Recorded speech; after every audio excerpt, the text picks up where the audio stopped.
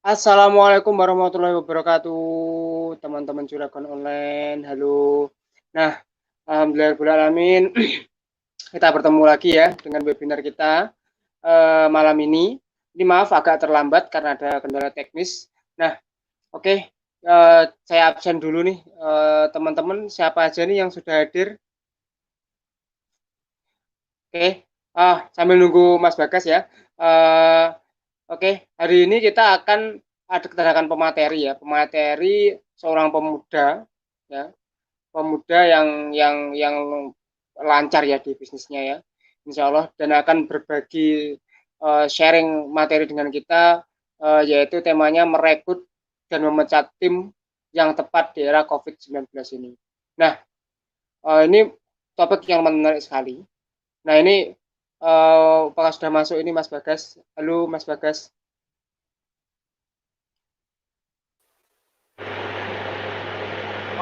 Oke, halo Mas Bagas, Assalamualaikum. Waalaikumsalam warahmatullahi. Alhamdulillah sehat Mas. Alhamdulillah. Oke, alhamdulillah. Alhamdulillah ini pemateri kita sudah hadir ya. Nah, oke.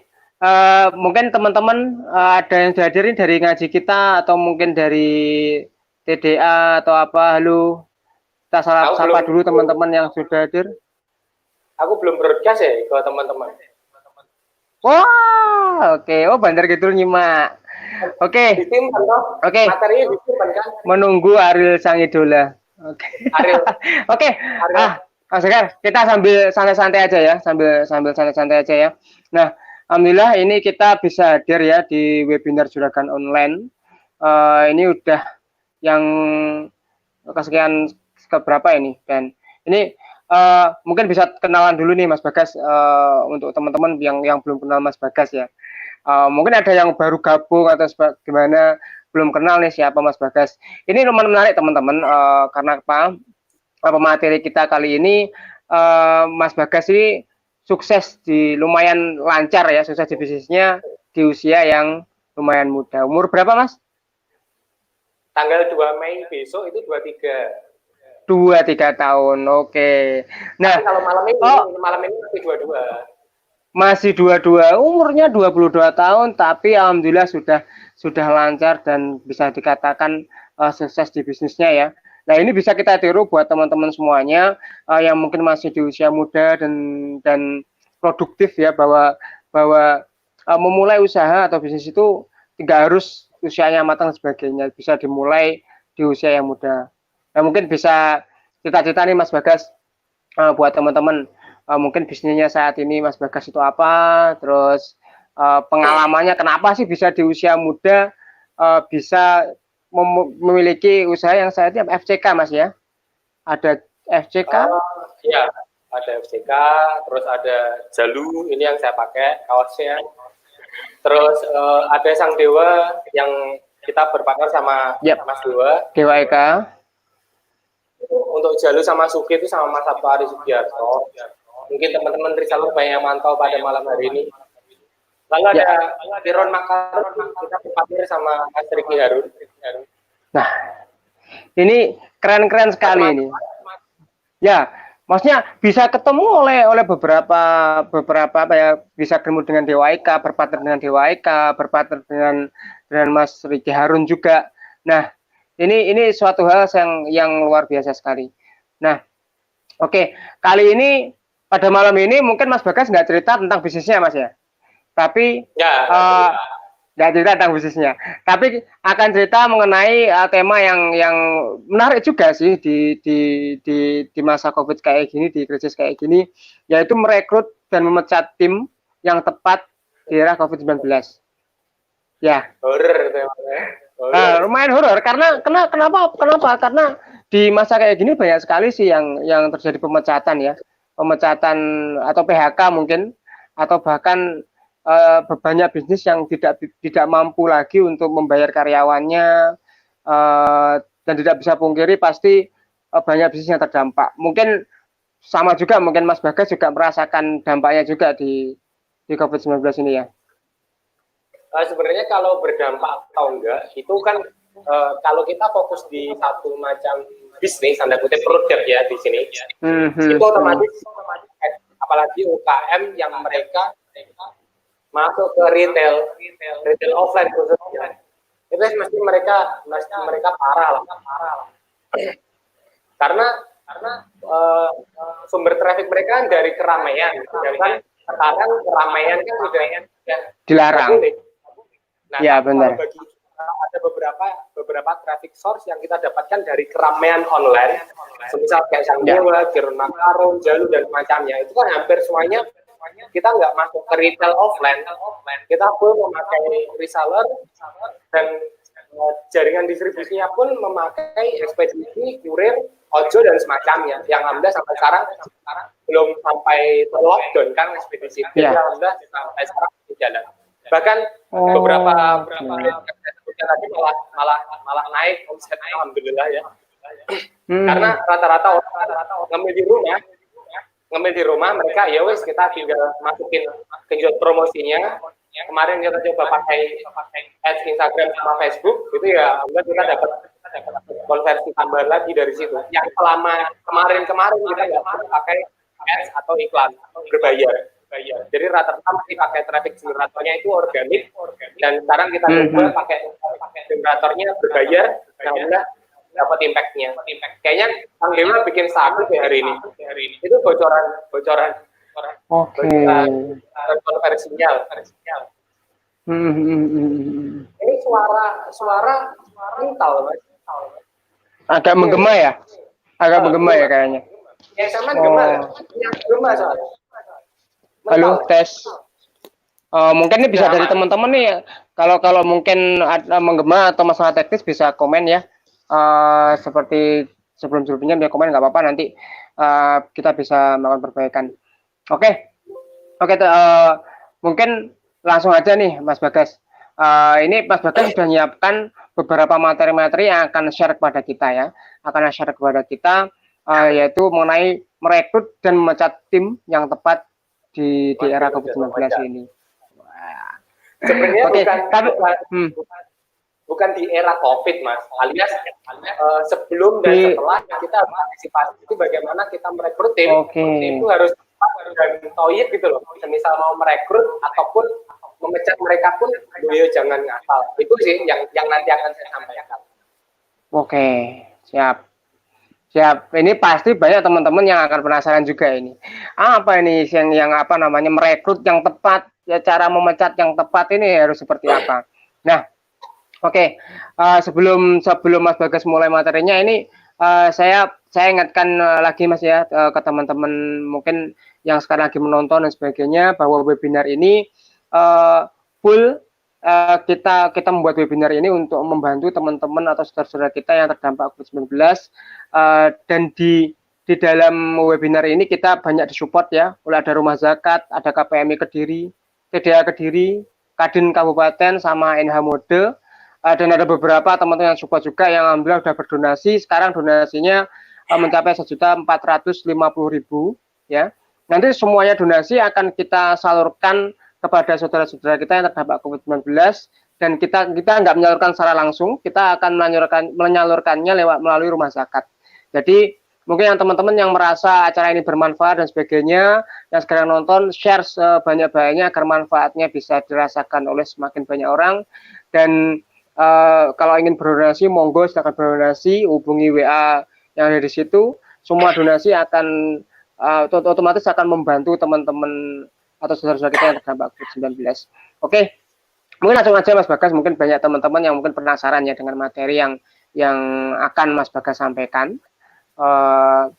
Biar tidak terlalu malam juga, nanti ada tanya jawab juga ya.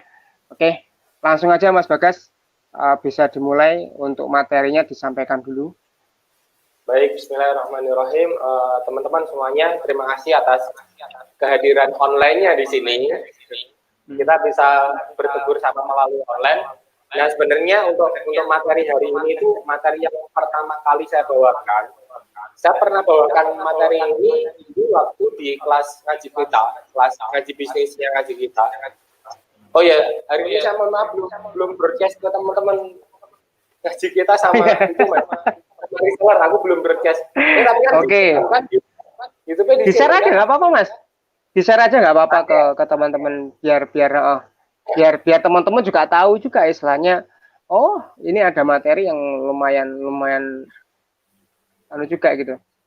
Nah, jadi sebenarnya materi ini itu materi yang dibilang penting itu juga penting, dibilang nggak penting juga nggak penting, tergantung situasi bisnisnya teman-teman. Jadi saya dapat materi ini. Nah, materi ini dari yang pertama dari Mas Asa TV, terus dari bukunya Personality Plus, terus yang paling seru ya waktu ini saya dapat materi dari formulanya Mas Desya Budi waktu saya ikut mentoringnya Bisnis waktu itu. Jadi untuk mendapatkan keberkahan keilmuan kita harus menyebutkan dari mana sanad ilmu kita biar kita mendapatkan keberkahan keilmuan tersebut. Saya agak mundur aja Mas ya. Ini aman ya? Gak ketok jalur nih. Kan gak soft selling ya. Nah, jalur kok malah jalur. Nah, kita mulai bahas. Jadi yang pertama, kita langsung masuk slide ya. Yang pertama ya ini adalah bagaimana cara merekrutnya dulu. Bagaimana cara merekrutnya dulu. Sebelum nanti kita ngomongin bagaimana memecatnya, kita ngomongin bagaimana merekrutnya. Nah, teman-teman yang harus kita ketahui di bisnis itu sebenarnya kita seperti naik sepeda, alias ada pedal kanan sama pedal kiri.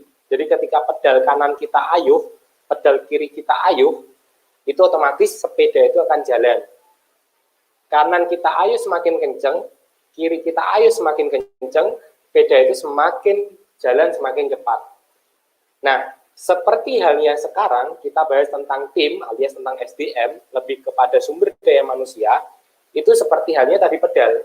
Jadi ketika teman-teman kebanyakan genjot sales, penjualan, omset, apapun tentang berbau marketing, branding, promosi, dan semacamnya, sales naik.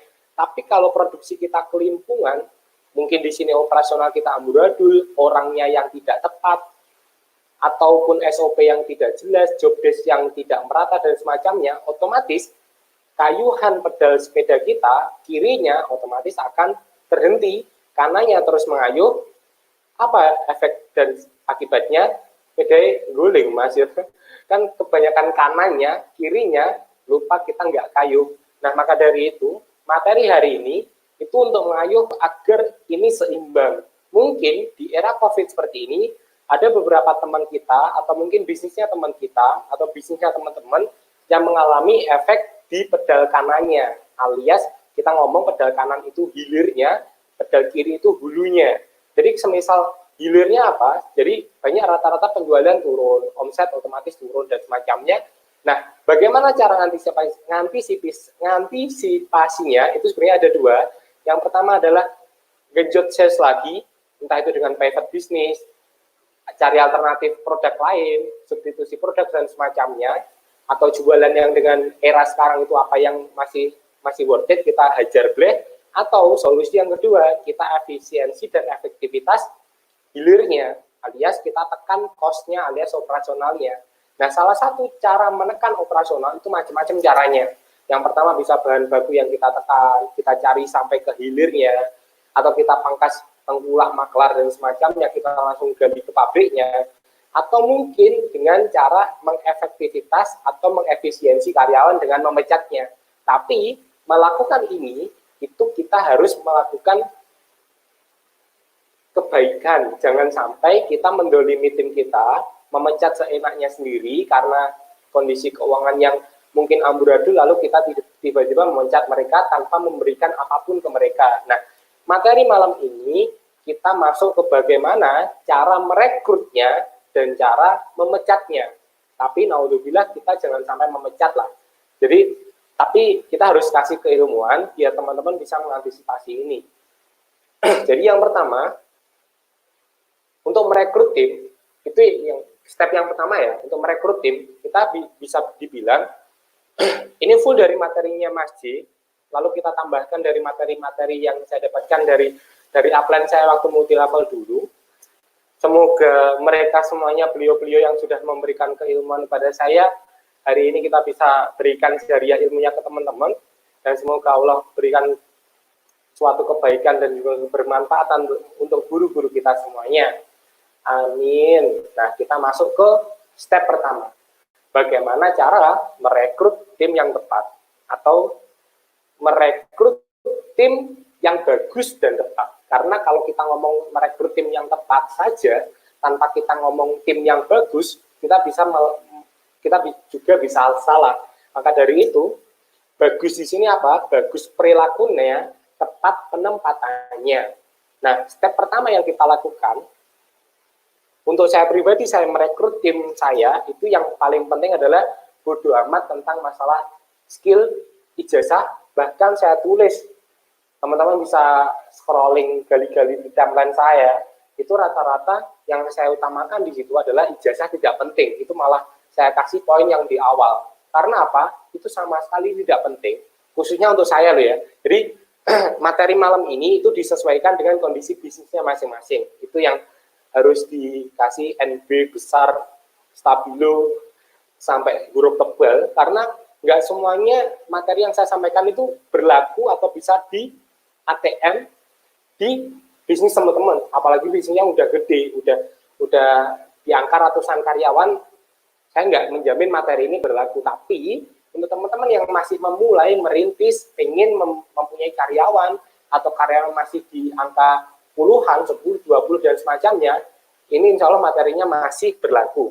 Nah, yang pertama yang saya lakukan, khususnya apalagi saya kan di produksi, bukan di hilirnya, bukan agensi marketing dan semacamnya, otomatis itu kan butuh skill.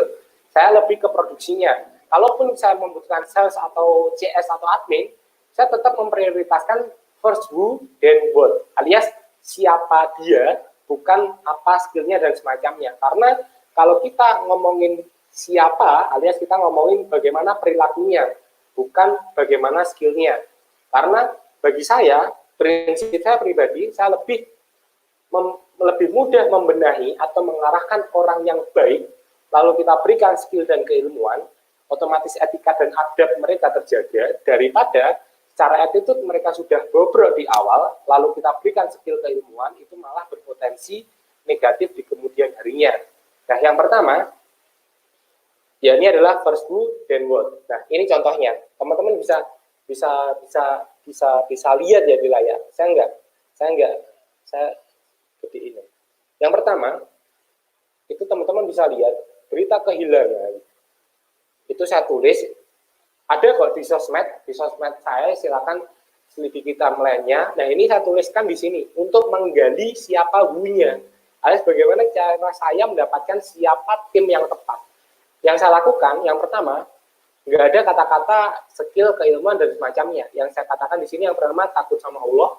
Yang kedua, sidik fatona tablik amanah. Ini murni, saya dapatkan ini ya dari ngaji, gitu. Dari teman-teman yang mungkin rutin ikut kajian.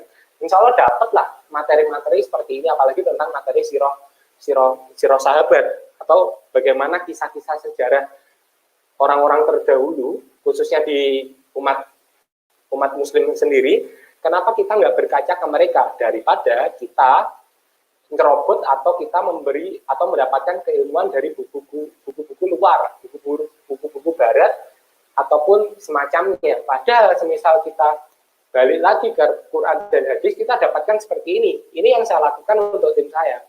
Jadi yang pertama yang saya rekrut adalah yang pertama takut sama Allah, sidik fatona tabik amanah. Ini ciri-ciri. Jadi kita sedang mencari salah satu anggota keluarga kami yang hilang. Ini waktu itu saya cari CS.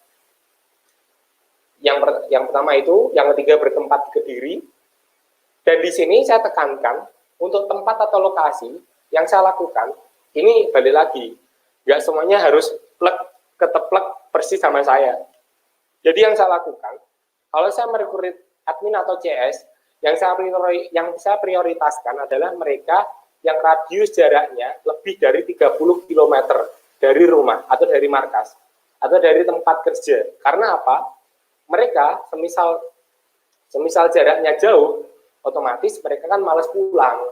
Ketika mereka malas pulang, mereka kan otomatis tidur di tempat kita. Maka dari itu saya sediakan di kantor itu ada mes tempat tidur. Untuk apa? Agar mereka bisa tidur di tempat kita.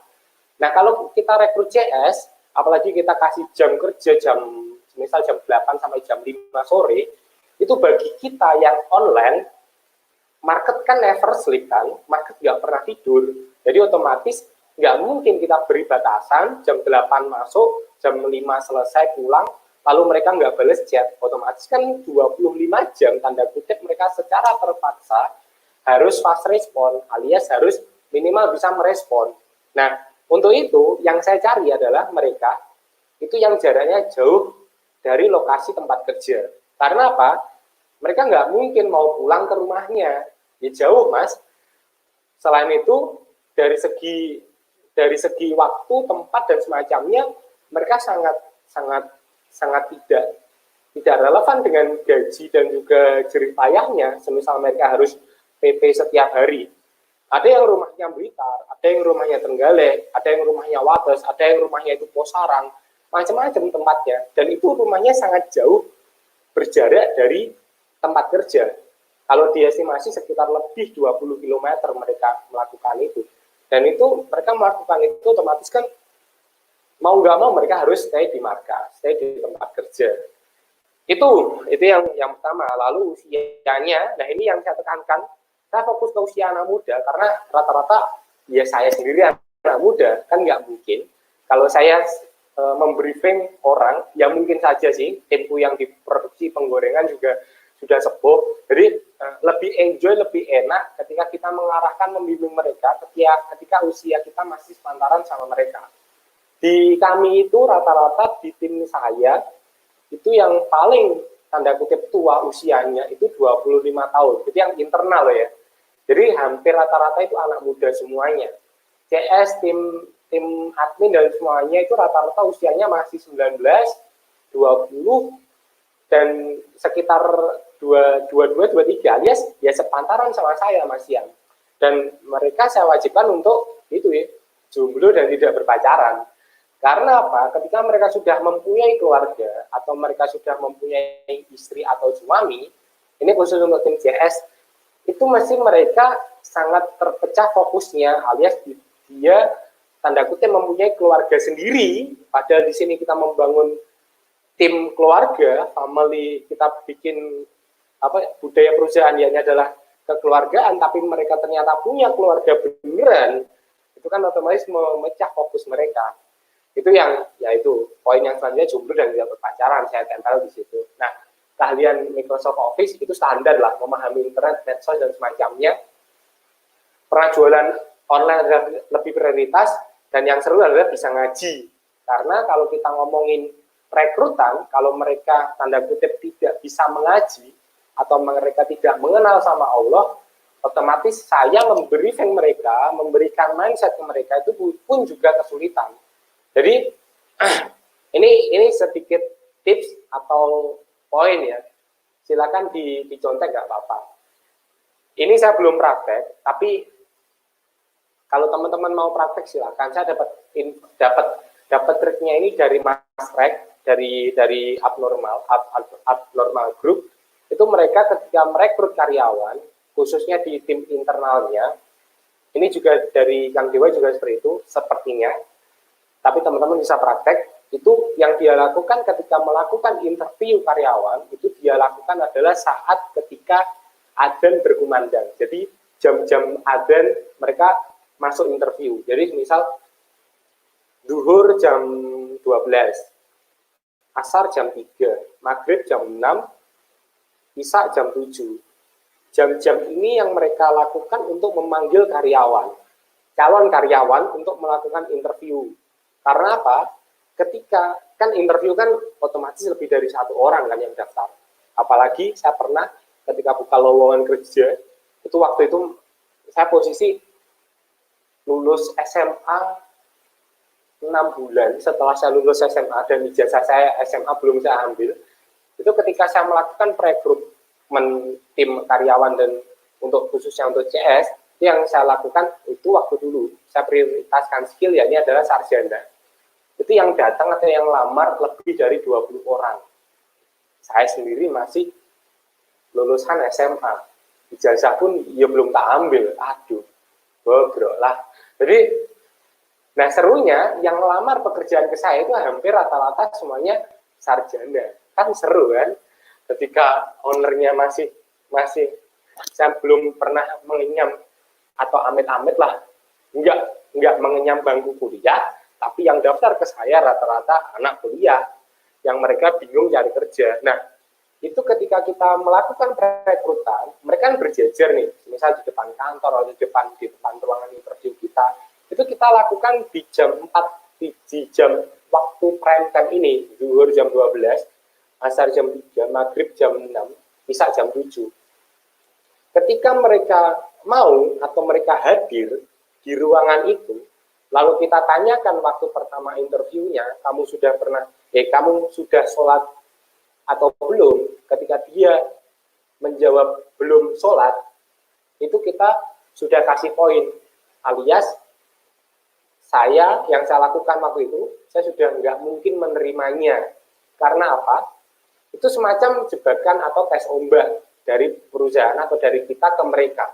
Ketika mereka ikut ombak arus dan tergulung ombak itu, alias daftar atau mereka melamar masuk ke kantor kita di jam-jam itu saya langsung melakukan nggak usah melakukan interview berlebihan lagi, kita sudah tahu, lewong dipanggil Allah aja mereka nggak langsung, apalagi manut sama owner alias manusia, sama Tuhannya saja mereka meremehkan, apalagi sama manusia alias ownernya atau supervisornya, otomatis ya itu poin sendiri dan saya tidak merekrut itu.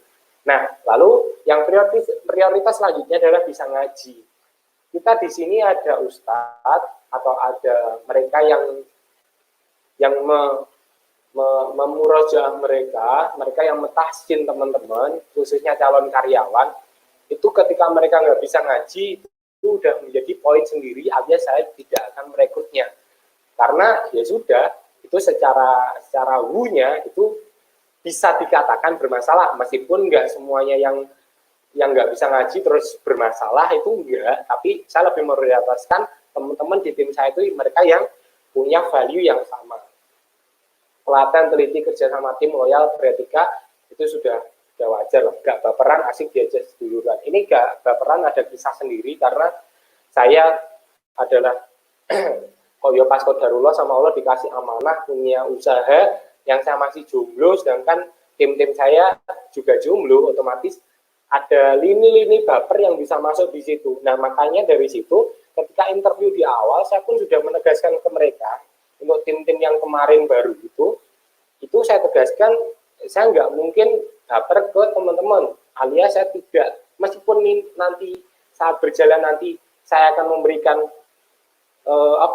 semacam gimana kabarnya, saya hello, terus gimana keluarganya, bapak ibunya dan semacamnya, jangan sampai baper, alias itu formalitasnya pemilik sama tim, jangan sampai kebaperan berlebihan. Nah, itu saya tegaskan di awal untuk menjembatani, atau bukan menjembatani deh, untuk memberikan jurang, malah untuk memberikan jurang agar tidak ada jembatan kebaperan gitu ya. Jadi semisal saya menyapa, memberikan salam, memberikan perhatian ke mereka, itu aman. Nah, ini gaji pun di sini macam-macam, ada gaji pokok, bonus target, disiplin, gaji ibu, sama achievement award. Nah, pokok, target, disiplin ini mungkin teman-teman sudah familiar dan sangat tahu. Tapi ini yang mungkin beda, itu saya berikan, ya ini adalah gaji ibu. Gaji ibu ini adalah gaji yang saya berikan ke mereka untuk dikasihkan ke ibunya. Nanti kapan-kapan kita bahas tentang ini. Kalau ini saya jelaskan di awal, mesti ada meweknya itu. Nah, di call to action ketika kita merekrut, dan bagi Anda yang merasa pernah melihat atau mengenal seseorang dengan ciri-ciri di atas, bantu infokan dia ya, kasihan ditunggu keluarganya di sini. Alias, ini kita bisa analogikan bahwa ini perusahaan seolah-olah bukan mencari karyawan, tapi mencari salah satu keluarganya yang hilang. Karena kita membangun benar-benar ini semacam keluarga. Ketika ada salah satu tim kita yang sakit, kita bisa merasakan sakitnya. ketika ada salah satu tim kita yang merasakan ambruknya rumah genteng dan semacamnya, kita bisa merasakan ambruknya rumahnya. Ketika ada salah satu tim kita yang merasakan bapaknya sakit, ibunya sakit, kita pun bergerak untuk bagaimana merasakan bapak dan ibu kita juga mengalami kesakitan yang sama. Jadi semisal kayak tubuh.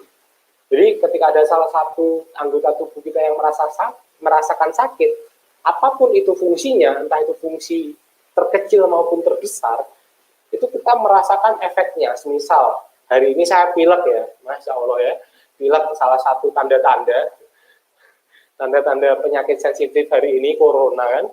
Jadi semisal kita pilek, hidung tersumbat karena air lendir ya di hidung kita, itu kan tanda kutip sepele, nggak seperti jantung, paru-paru sakit dan semacamnya. Tapi ketika ini sakit, kita bisa merasakan sampai kepala, kita bisa merasakan sampai ke badan yang meriang. Bahkan jempol kaki atau telapak kaki kita mau melangkah pun magernya Masya Allah ya.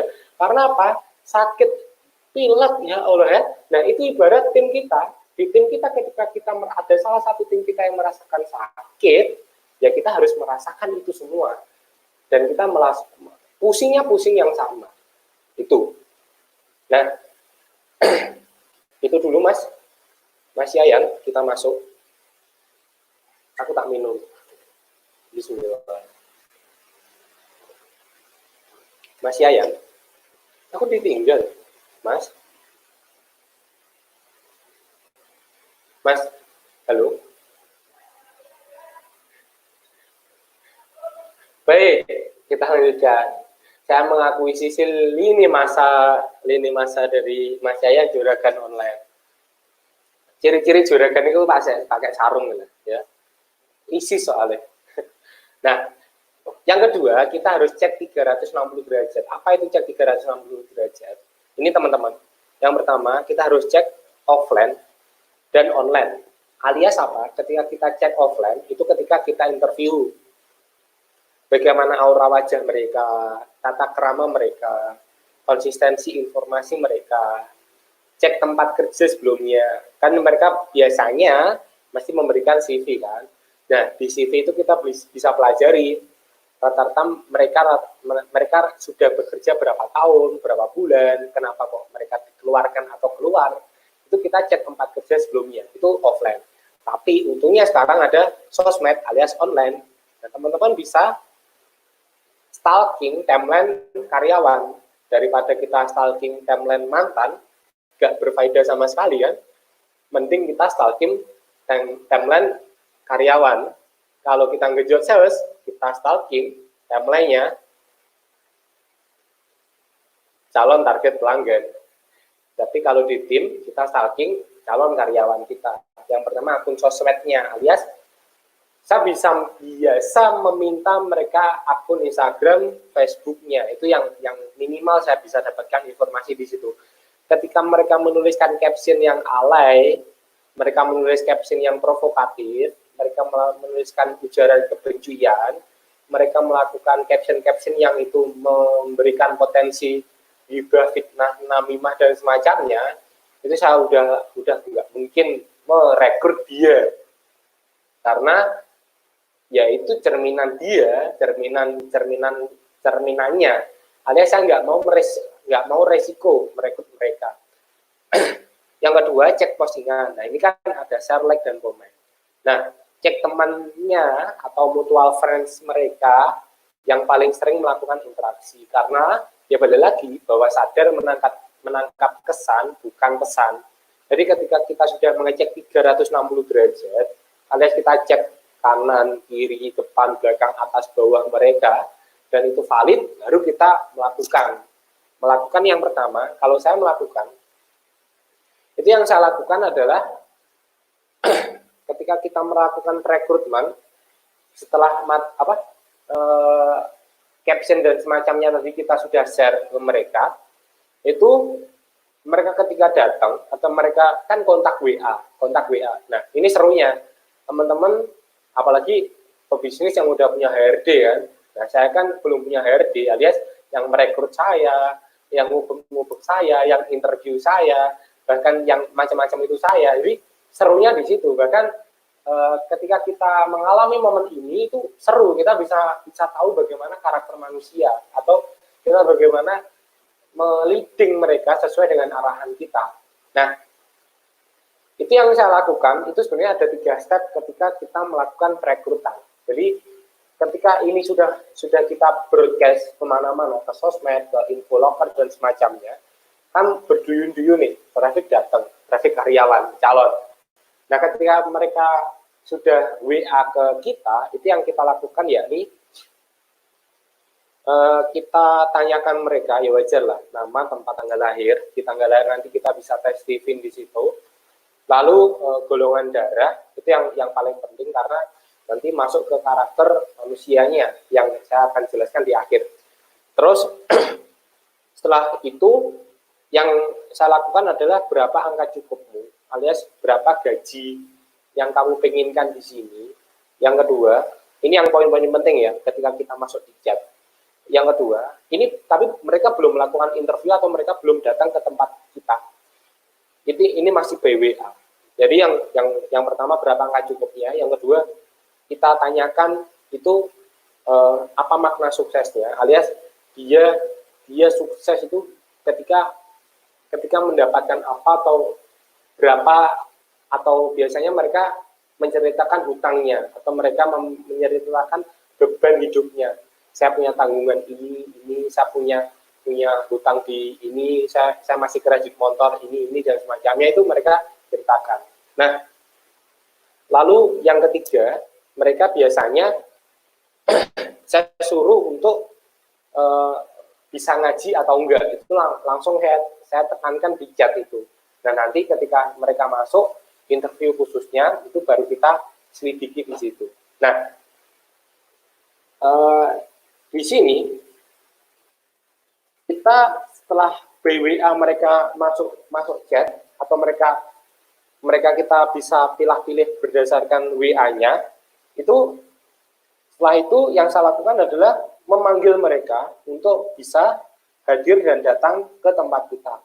Nah, ketika kita memanggil mereka, itu yang saya lakukan yakni adalah saya berikan magang langsung. Jadi mungkin kalau di tempat kerja yang lain, magangnya itu kan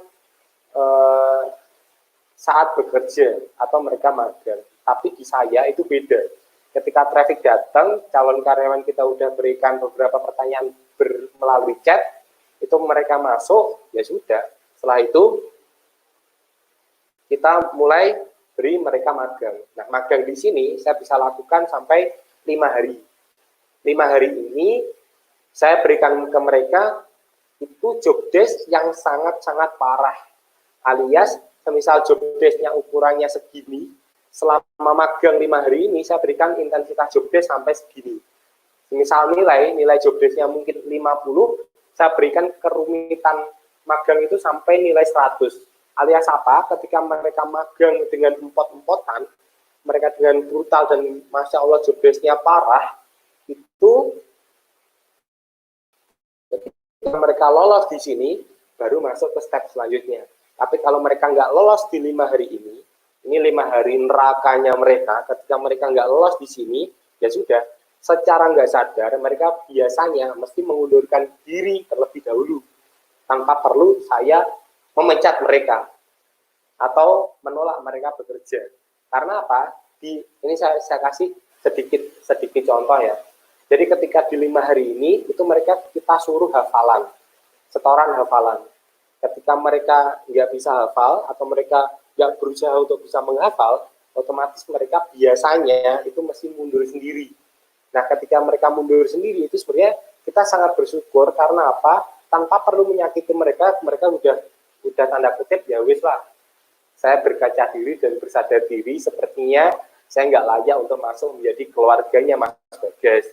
Nah, ini nerakanya di 5 hari ini. Ini salah satunya. Lalu lembur pun kita full-fullan lembur di 5 hari ini. Biasanya mereka pulang sampai habis isya dan semacamnya. Jadi biar ketika mereka bekerja beneran, mereka nggak terlalu kaget. Itu.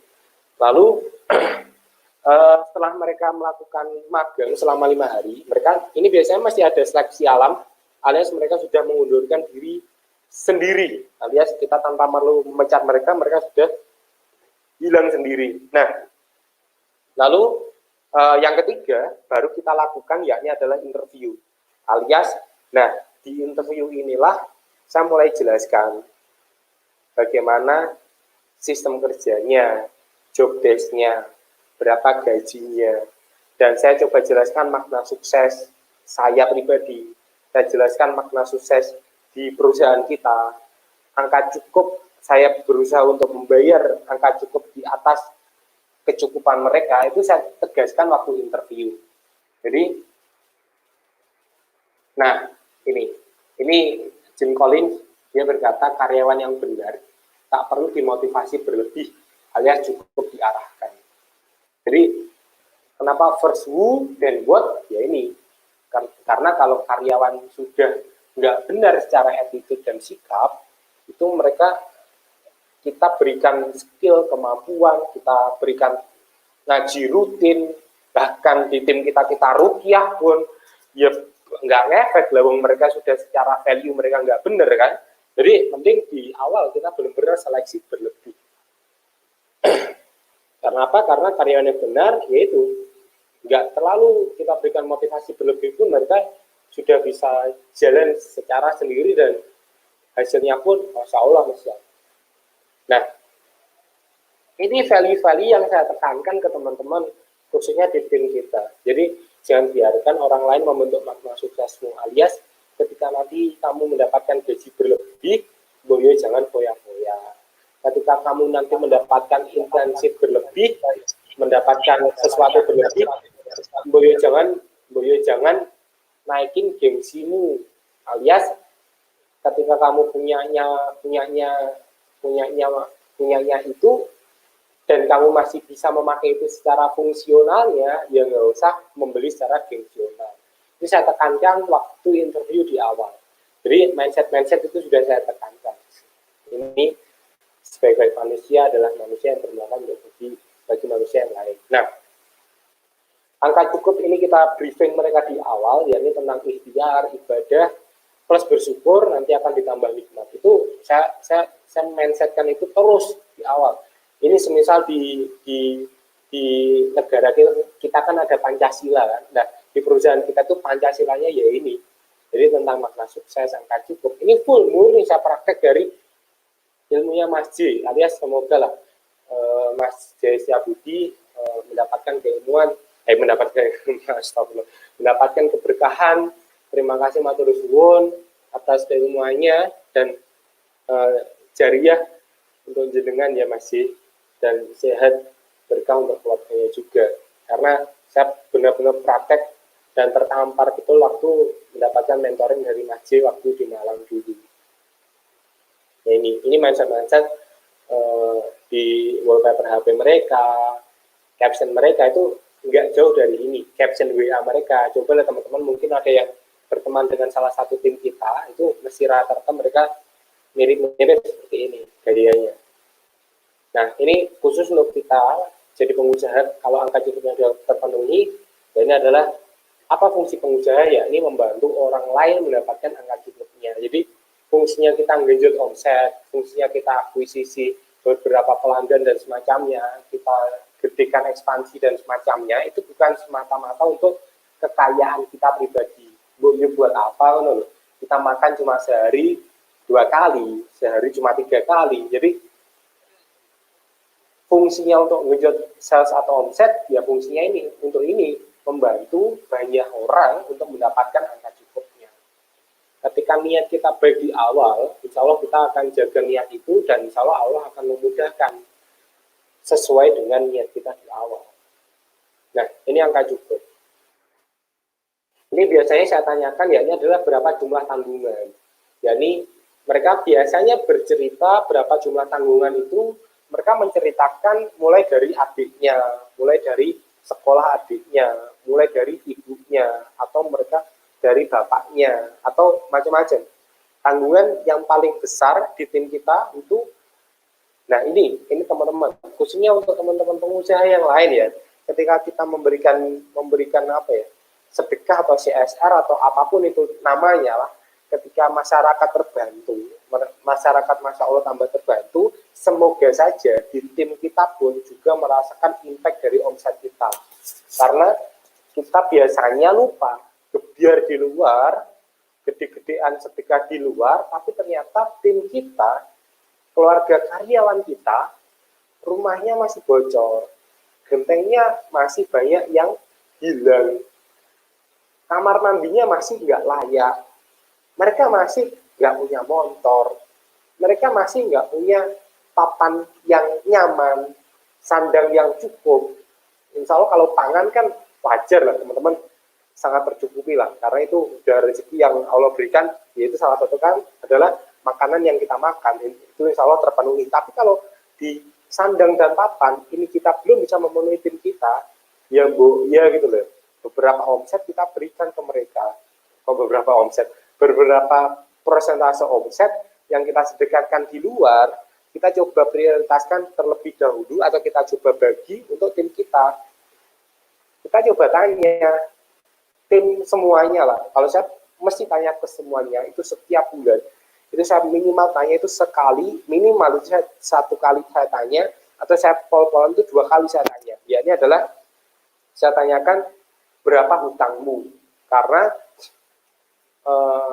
sesoleh-solehnya kita, kalau kita masih punya hutang, di akhirat nanti kan kita akan tertahan di pintu surga, kan seperti itu kan. Jadi hutang itu kan kita jihad, kita jentat-jentit sholat, kita puasa, daud dan semacamnya, tapi kalau di situ masih ada pintu hutang yang belum terbayar, ya kita pun juga akan kesulitan. Maka dari itu coba lunasilah hutang tim kita, hutang karyawan kita. Mungkin ada rumahnya, sertifikat yang masih tergadaikan, atau mungkin ada motornya, tim kita yang masih kredit, masih nyicil, coba kita lunasi gitu loh. Coba kita lunasi. Nah, itu kita fasilitasi itu. Nah, di situ pun saya juga tanya berapa minimum pengeluaran per bulan. Saya tanya minimum di situ tuh untuk memberikan lebihnya angka cukup itu, biar mereka merasakan efek cukup berlebihan, dan nanti akan menyambung ke yang lain, yakni tentang banyak di tim kita yang melakukan menyambi pekerjaan yang lain, mungkin ojol, mungkin menyambi reseller atau menyambi dropshipper dan semacamnya. Saya yakin bukan karena mereka punya waktu luang, bukan. Mereka itu karena bisa jadi si owner ini nggak memberikan gaji di atas angka cukupnya, alias gajinya di perusahaan pas-pasan. Yang akhirnya mereka menyempatkan waktu luangnya untuk ojol, untuk dropship, untuk jadi reseller tempat lain dan semacamnya. Jadi kalau bisa cukupilah kebutuhan mereka. Setiap bulan berapa kita tanya. Saya yakin ketika teman-teman coba tanya aja kan nggak bayar kan. Kita coba tanya ke mereka, itu ternyata nggak gede-gede banget kebutuhan mereka. Rata-rata mereka kalau dikalkulasi nggak sampai 3 juta. Ini Kediri loh ya, standarnya Kediri. Kediri itu rata-rata mereka anggaplah sekalian udah nyicil motor. Itu ternyata ketika kita tanya kebutuhan per bulan itu ternyata nggak sampai 3 juta. Nah, omset kita berapa itu? Profit kita per bulan berapa?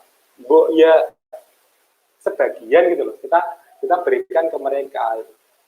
Gak usah gengsi-gengsian lah. Owner ya buat apa sih gengsi? Dalam 24 jam waktu kita, perusahaan kita yang mikir ada juga tim kita. Jadi berikanlah berlebih ke tim kita juga. Support mereka berlebihan. Nah, ini value-value yang saya berikan. Kemudian ibarat rezeki makanan, rezeki seperti peluru di medan perang, ya akan tertukar kalau itu pun jatah kita. Nah, ini yang step yang kedua. Step yang kedua, setelah mereka melakukan step pertama ya, ini adalah first who, then what, tadi tentang who-nya, kan otomatis kita memberikan step pertama itu kan first who, itu caranya ada 3. Yang pertama, chat WA, di situ kita bisa seleksi. Yang kedua, itu kita bisa melakukan magang, mereka otomatis terseleksi secara sendiri, karena otomatis kena hafalan, kena macam-macam, biasanya mereka keluar secara sendirinya.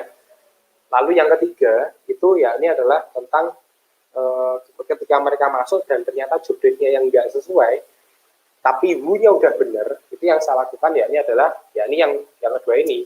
Ketika 3 bulan berjalan nggak cocok, nah itu saya sudah bilang ke mereka kalau nggak cocok saya akan mengeluarkan Anda. Tapi itu saya jelaskan waktu interview di awal yang di step kedua tadi. Jadi ini ada semacam tanda kutip neraka lagi nih. Selama 3 bulan kamu bekerja di sini, kamu akan mendapatkan gaji sekian. Nah, ketika nanti 3 bulan sudah selesai, nanti gajimu akan kita coba naikkan. Tapi biasanya di sini, nggak sampai 3 bulan ketika udah cocok, udah serak, saya udah naikkan. Tapi kalau mereka selama 3 bulan ini nggak cocok sama kita, itu kita udah berikan di step di awal tadi. Di step awal tadi, waktu interview, waktu mereka selesai magang 5 hari itu ya sudah kita langsung share itu. Jadi 3 bulan ini semacam magang tambahan lah. Ketika nggak cocok, saya berhak mengeluarkan Anda. Itu. Nah, ini juga yang paling penting. Rata-rata sebenarnya mereka melakukan kesalahan. Menurut kita itu salah, menurut mereka itu benar. Karena apa? Karena tidak ada job desk atau SOP yang tertulis.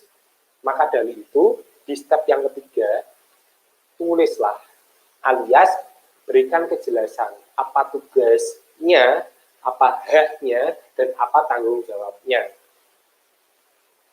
Apa wewenangnya, dan bagaimana tanggung jawabnya. Itu kita harus coba jelaskan.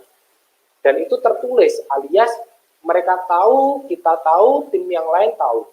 Jadi ketika mereka tahu, kita tahu, tim yang lain nggak tahu, nanti akan menimbulkan persepsi atau prasangka suzon ke tim dan kita. Maka dari itu, di tanda kutip tertulis ini, kejelasan tugas dan tanggung jawab itu, saya share ke teman-teman yang lain. Tugasmu ini, hakmu ini, tanggung jawabmu ini. Jadi, mereka tidak akan ada kecemburuan sosial yang menyebabkan, loh, nah kayak komek turut-turut tok. Nah, emang CS nggak apa-apa, mereka punya hak untuk turut-turut tok. Karena kan pakai HP, tapi diproduksi, loh, kok enak ya? Nanti semisal CS, loh kok enak ya, jam 5 sudah pulang. Nah, bagi produksi pun juga, kok soromen ya dari CS, 24 jam mereka bekerja. Nah, itu saya coba jelaskan di sini. Jadi ada tugas, hak, dan tanggung jawab mereka. Dan itu kita coba tuliskan. Nah, begitupun juga reward dan punishment. Nah, reward dan punishment di sini, itu pun juga saya tulis. Misal, ini bocoran lah, untuk bulan ini. Ketika di tim penjualan saya itu nggak mencapai targetnya, itu mereka melakukan punishment. Punishment yang pertama, nyawanya hilang. Nah, seru kan? Di tempat kita ada nyawa. Ada kayak game gitu, ada kayak permainan. Kita berikan 3 nyawa, ketika 3 nyawa ini hilang, ada salah satu intensif yang kita kurangi. Lalu, ketika mereka, tapi sangat sulit nyawa ini hilang. Ketika mereka nggak tembus sales atau nggak tembus targetnya, begitu pun produksi maupun marketing, kita beri punishment. Contoh di bulan ini, punishment-nya itu hafalan. Setoran hafalan Al-Haqqah. Al-Haqqah mal-Haqqah, ya. Jadi Al-Haqqah, juz berapa ya? Juz 29 atau juz 28 ya? Juz 29 ya. Nah itu mereka wajib setoran hafalan.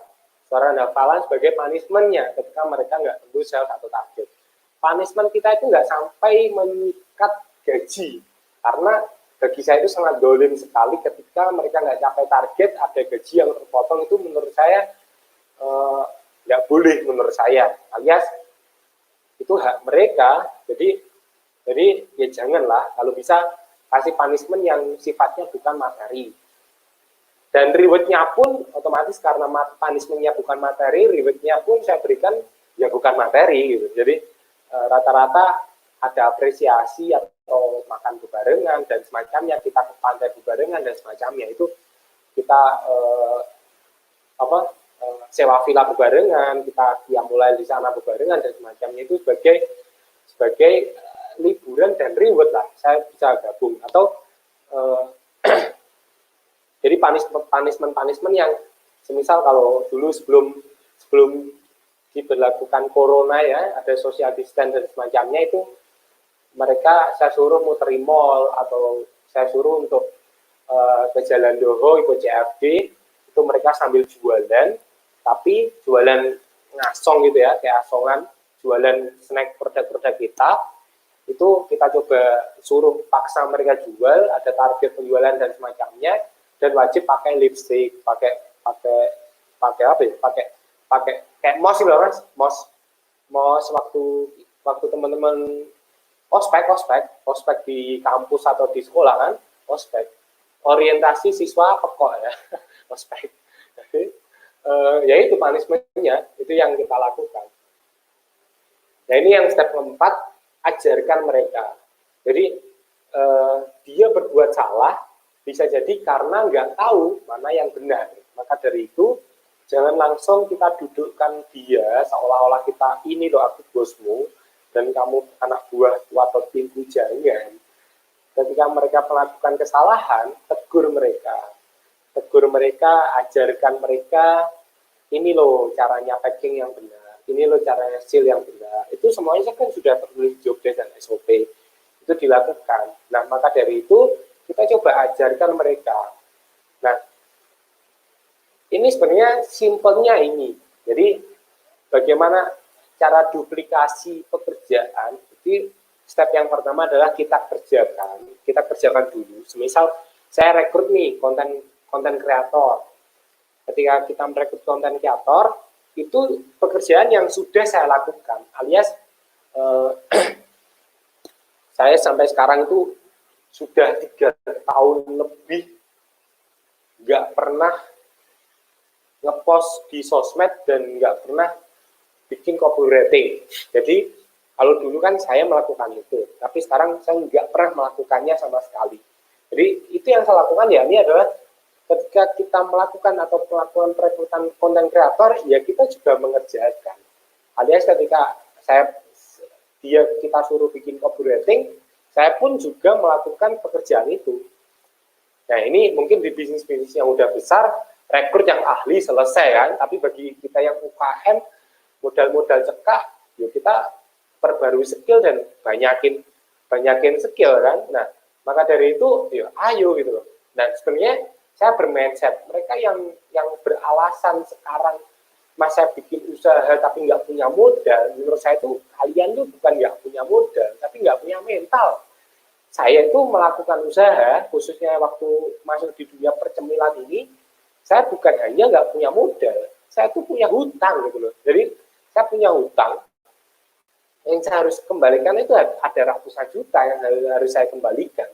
Dan saya melakukan usaha otomatis kan nggak mungkin saya langsung rekrutmen orang yang ahli di bidang-bidang divisi masing-masing. Saya melakukan itu semua, mulai dari produksi saya lakukan, marketing saya lakukan, cara gonjot, cara negosiasi yang benar gimana, itu saya lakukan semua. Maka dari itu saya benar-benar mendalami ini. Nah ini yang saya jelaskan di sini, yaitu kita kerjakan dia melihat. Jadi misal saya packing nih, saya bisa packing pakai sealer pun saya pun juga bisa. Meskipun udah 4 tahunan saya nggak pakai sealer, tapi ketika disuruh ngerjakan ya saya bisa. Jadi ketika packing ya kita kerjakan, tim kita itu dia melihat. Lalu step yang kedua, dia kerjakan, kita yang melihat. Lalu yang ketiga, ya sudah, dia kerjakan, kita tidak melihat. Alias disinilah yang biasa orang motivator sebut, yang kebanyakan motivasi itu ya, bisnis autopilot gitu. Autopilot itu ya itu, tim yang bekerja, kita nggak ngapa-ngapain. Alias dia kerjakan, kita nggak melihat. Jadi cuma menerima report-report evaluasinya, atau sesekali briefing. Itu. Nah, yang step kelima ya ini adalah praktek. Uji lapangan, ukur hasilnya. Kalau kita nggak melakukan itu, ya bullshit otomatis kan. Jadi dan ini step 1 sampai step 5 ini mereka ketika kita lakukan step 1, aku yakin ketika kita benar-benar melakukan step 1 ini, mereka yang se-value, se-frekuensi, sevisi sama kita, semua tim kita, itu mereka otomatis loyal dan nyaman dengan kita. Tapi kalau mereka sudah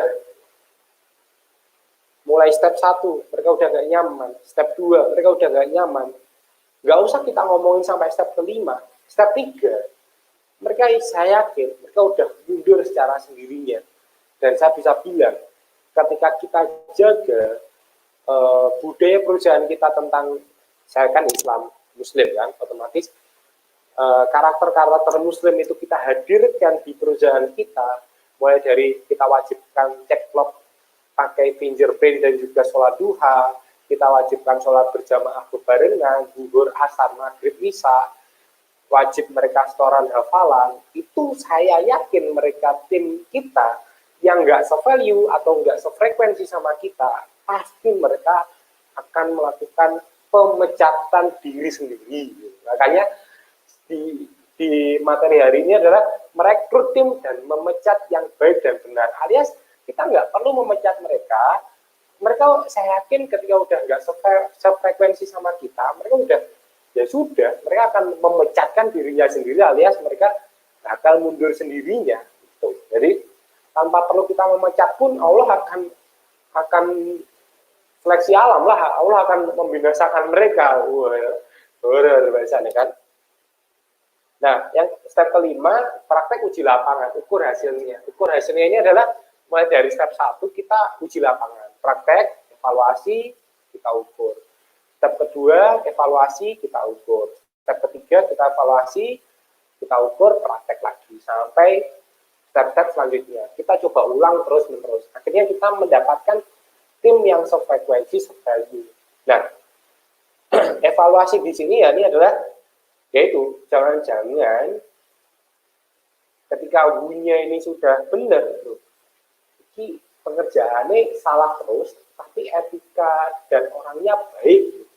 Secara sikap, secara mental dia baik, tapi pengerjaannya kok gak selesai ya. Nah, di poin evaluasi atau step ke-6 ini, jangan-jangan bakatnya berenang, bukan memanjat. Jadi, jangan-jangan mereka itu adalah ikan, bukan monyet. Jadi, setiap orang kan sudah diberikan fitrahnya masing-masing, punya bakat ini. Dan itu murni dari fitrah, dari Allah misalnya. Dan ketika kita push mereka, nyet monyet, renang, ya panggil kedelep gitu loh. Karena fitrahnya monyet bukan perenang, mereka memanjat yang pinter kan.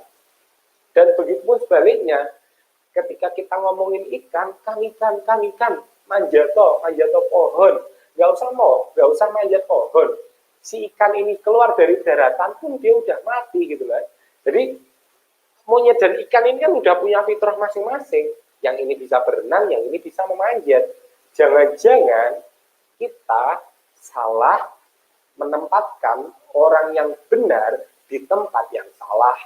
Maka dari itu, pelajari 4 kepribadian mencari posisi yang tepat. Yang pertama, kelihatan ya teman-teman ya. Yang pertama ada namanya sanguinis, koleris, melankolis, dan flegmatis. Pertama kali mendapatkan keilmuan ini, saya mendapatkan ilmu waktu multilevel. Yakni kelas 1 SMA, 1 SMA atau kelas 2 SMA. Jadi sanguinis, koleris, melankolis, flegmatis. Bayangkan ya, teman-teman ya, kelas 2 SMA, anggota usia berapa ya? 16 tahun ya waktu itu aku. Jadi usia 16 tahun saya dapat ilmu ini. Dan itu benar-benar ilmu yang sampai hari ini itu nempel banget. Apalagi waktu mentoring sama Mas Ji kemarin di TFM, di Training for Mentor itu, saya dapat ilmu ini juga. Ditambah lagi, dipush lagi. Nambah dapat ilmu, dapat keilmuan, praktek juga, tambah skill kan akhirnya. Jadi udah praktek. Nah, 4 karakter manusia, ini yang pertama ada sanguinis, koleris, melankolis, flegmatis. Ciri-cirinya nanti saya coba sebutkan. Nah, di bagian sisi, anggaplah kiri ya, kiri dari layar. Kiri dari layar, ini sanguinis sama koleris, mereka yang ceria dan kuat, strong ya. Lalu yang kanan melankolis, mereka yang sempurna, perfeksionis dan semacamnya. Dan mereka yang flegmatis alias damai, nggak suka kericuhan dan keributan. Ini karakter manusia. Jadi bagian kiri, kita ngomong bagian kiri. Rata-rata ciri-ciri orang yang sanguinis dan koleris, ini yang pertama ya, ini adalah dominan otak kanan. Dan mereka biasanya rata-rata itu mereka bekerja dulu, berucap dulu, melakukan tindakan dulu, baru berpikir. Makanya mereka banyak yang keceplosan, mereka yang banyak melakukan tindakan dan salah. Itu biasanya mereka yang di bagian sanguinis atau koleris ini, yang mereka melakukan dominan otak kanannya. Jadi mereka rata-rata do dan think. Nah, kalau saya pribadi itu bukan do dan think ataupun think dan do, tapi saya bahkan do never think gitu. Jadi budal saya wis hajar breh baru tak pikir gitu ya. Jadi seru hidup seperti itu kan. Jadi nah, ini pun juga saya dapat bekal ini pun nggak hanya cocok untuk merekrut karyawan, tapi insya Allah saya gunakan ini untuk merekrut mencari pasangan. Jadi maka dari itu ya mikir-mikir gitu. Saya harus cari yang bagian melankolis atau flegmatis untuk melengkapi karakter saya, karena karakter saya itu di bagian yang sangat dominan otak kanan banget gitu. Jadi cepat dibanding rata-rata. Jadi cara berjalan, cara berbicara, cara tatapan matanya, ketika kita ajak ngobrol itu udah kerasa. Mereka kalau nggak soal ini ya koleris. Nah, mereka suka kerja di luar, jadi nggak suka duduk berlama-lama. Mereka misal jadi pun sales ataupun CS ataupun admin, mereka masih mainan HP pun keluyuran gitu ya. Mereka mainan di gazebo, mereka main di ruang packing, karena nggak orang yang benar-benar depan laptop standby, bukan. Nah, mereka yang dominan otak kiri rata-rata mereka yaitu nanti sini kan think dan do, alias mereka berpikir dulu baru bertindak.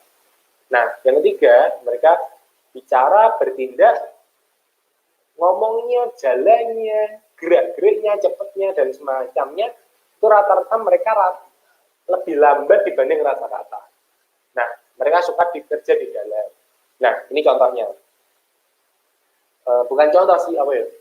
Spesifikasi gerakan mimik wajah dan semacamnya. Teman bisa perhatikan. Mereka yang tertawanya lebar, suka lupa, berantakan, kamarnya, kasurnya, bukunya, tempat kerjanya, itu otomatis lah. Kanan banget ya. Mereka yang ekstrovert kan, terus intonasinya menekan, pakpok, pakpok, pakpok. Mereka langsung jelep gitu ya. Tatapan matanya tajam, to the point, egonya dia kuat, nggak mau kalah, itu kanan banget. Nah itu cocok, teman-teman bisa masukkan ke itu. Kalau sanguinis masukkan ke sales atau pedagang, alias jadi bintangnya atau jadi badut di panggung, kita berikan mereka tokoh gitu ya. Jangan sampai mereka di belakang layar, pokok depan layar terus ya. Jadi kasih di situ, mereka akan membuktikan ikilo gitu. Atau mereka yang kuat atau koleris, teman-teman bisa jadikan supervisor, manajernya, mandor, pemimpin. Karena nggak semuanya orang loh mau menjadi pemimpin. Ada beberapa karakter, contohnya yang di bagian dominan otak kiri, mereka ada beberapa tim saya juga, ketika mereka melakukan briefing, kita tunjuk menjadi salah satu kepala di divisi itu, mereka juga nggak mau, alias Islam mas, aku tak gini aja, alias yang mimpin aku jangan sampai jadikan aku pemimpin ya. Bismillah. Coba teman-teman lihat ya.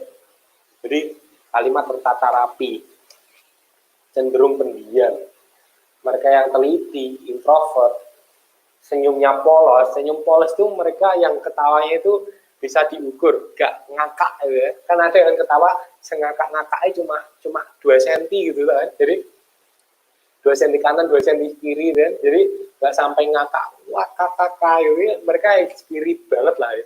Pendengar yang baik gitu ya. Jadi mereka nggak suka ngomong, tapi mereka suka menggali, mereka suka mendengarkan orang ngomong dan macamnya. Empatinya berlebih, empatinya tinggi. Wah, masukkan ke itu, ke kasir, akuntan ataupun puisi. Di puisi produk kita atau puisi barang-barang kita itu kita masukkan. Atau admin akuntan, terus apa ya, bagian produksi yang berlama-lama, terus packing dan semacamnya. Nah, ciri-ciri yang harus, sebenarnya bukan nggak sampai harus sih, ciri-cirinya seperti ini. Kalau kita nggak tahu ya, jadi Mas, kan kita nggak tahu sanguinis, flegmatis dan semacamnya, ya wes lah. Ini ada ilmuannya juga. Jadi di salesman itu teman-teman ciri-ciri keharusan yang harus ya, itu yang saya cari itu ya, ini adalah di support, alias mereka biasanya lebih ke humble, mereka lebih suka bersosialisasi, empati, ekstrovert, pendengar yang aktif, nggak betah duduk lama. Nah, saat wawancara itu kita coba lempar pertanyaan. Jadi misal bisa ceritakan dong sudah bekerja di mana, jadi atau bisa ceritakan prestasi apa yang pernah Anda raih, atau saya bisa tanyakan ketika saya biasanya tanya itu udah ke hati, dan tanda kutip kan saya udah tahu hutang-hutang mereka kan, jadi kok bisa hutang gimana sih, kok bisa mendapatkan beban hutang di keluarga kamu itu gimana, atau kok bisa begitu. Nah itu ketika mereka berbicara dan nyambung, terus mereka malah mencari kesamaan di kita dan semacamnya, mantep, itu salesman biasa. Nah, mereka biasanya bercerita agak pribadi. Jadi ketika interview itu serunya, ketika interview itu hampir rata-rata ya, yang saya interview itu ada yang saya ajak ngobrol itu mereka masih nangis. Karena saya lempar pribadi saya, lempar tanda kutip aib pribadi, mereka lempar aib pribadinya. Jadi cara mendapatkan apa ya, kita gali informasi orang itu, kita coba berikan informasi dulu. Kalau saya biasanya cerita hutang saya, kenapa saya bisa mendirikan usaha itu saya coba ceritakan, otomatis mereka akan bercerita lagi sisinya yang agak pribadi, bahkan lebih ke sensitif malahan. Jadi mulai, saya dulu Mas di SMA seperti ini, saya dulu di kuliah seperti ini, mendayu biru ya sana, haru-haru, nah kita bisa masuk. Nah, itu semisal contoh lagi, ini khusus yang di salesman ya. Jadi misalkan waktu di meja interview ada bolpen atau ada apalah, biasanya kan bolpen. Bolpen itu saya coba jatuhkan. Saya coba jatuhkan bolpen, yuk gitu ya. Nah, semisal bolpen ini jatuh, lalu dia langsung mengambil bolpen ini. Saya sengaja menjatuhkan bolpen ini, lalu mereka juga langsung reaktif, mereka langsung mengambil bolpen ini. Itu pasti mereka sangat Masya Allah, tabarakallah untuk dijadikan salesman. Karena mereka cekatan banget. Nah, sangat tidak cocok untuk teman-teman yang melakukan perekrutan akuntan atau admin atau kasir yang bagian memegang duit perusahaan. Ketika kita coba jatuhkan bolpen, lalu dia reaktif, langsung ngambil bolpennya, langsung ngasih ke kita, jangan direkrut. Karena apa? Nanti, semisal empatinya mereka itu berlebih banget gitu. Jadi ketika mereka melakukan itu, uang perusahaan nih, kita udah amanahkan ke dia, mulai dari token banknya, semuanya lah, uang perusahaan, kas dan semacamnya.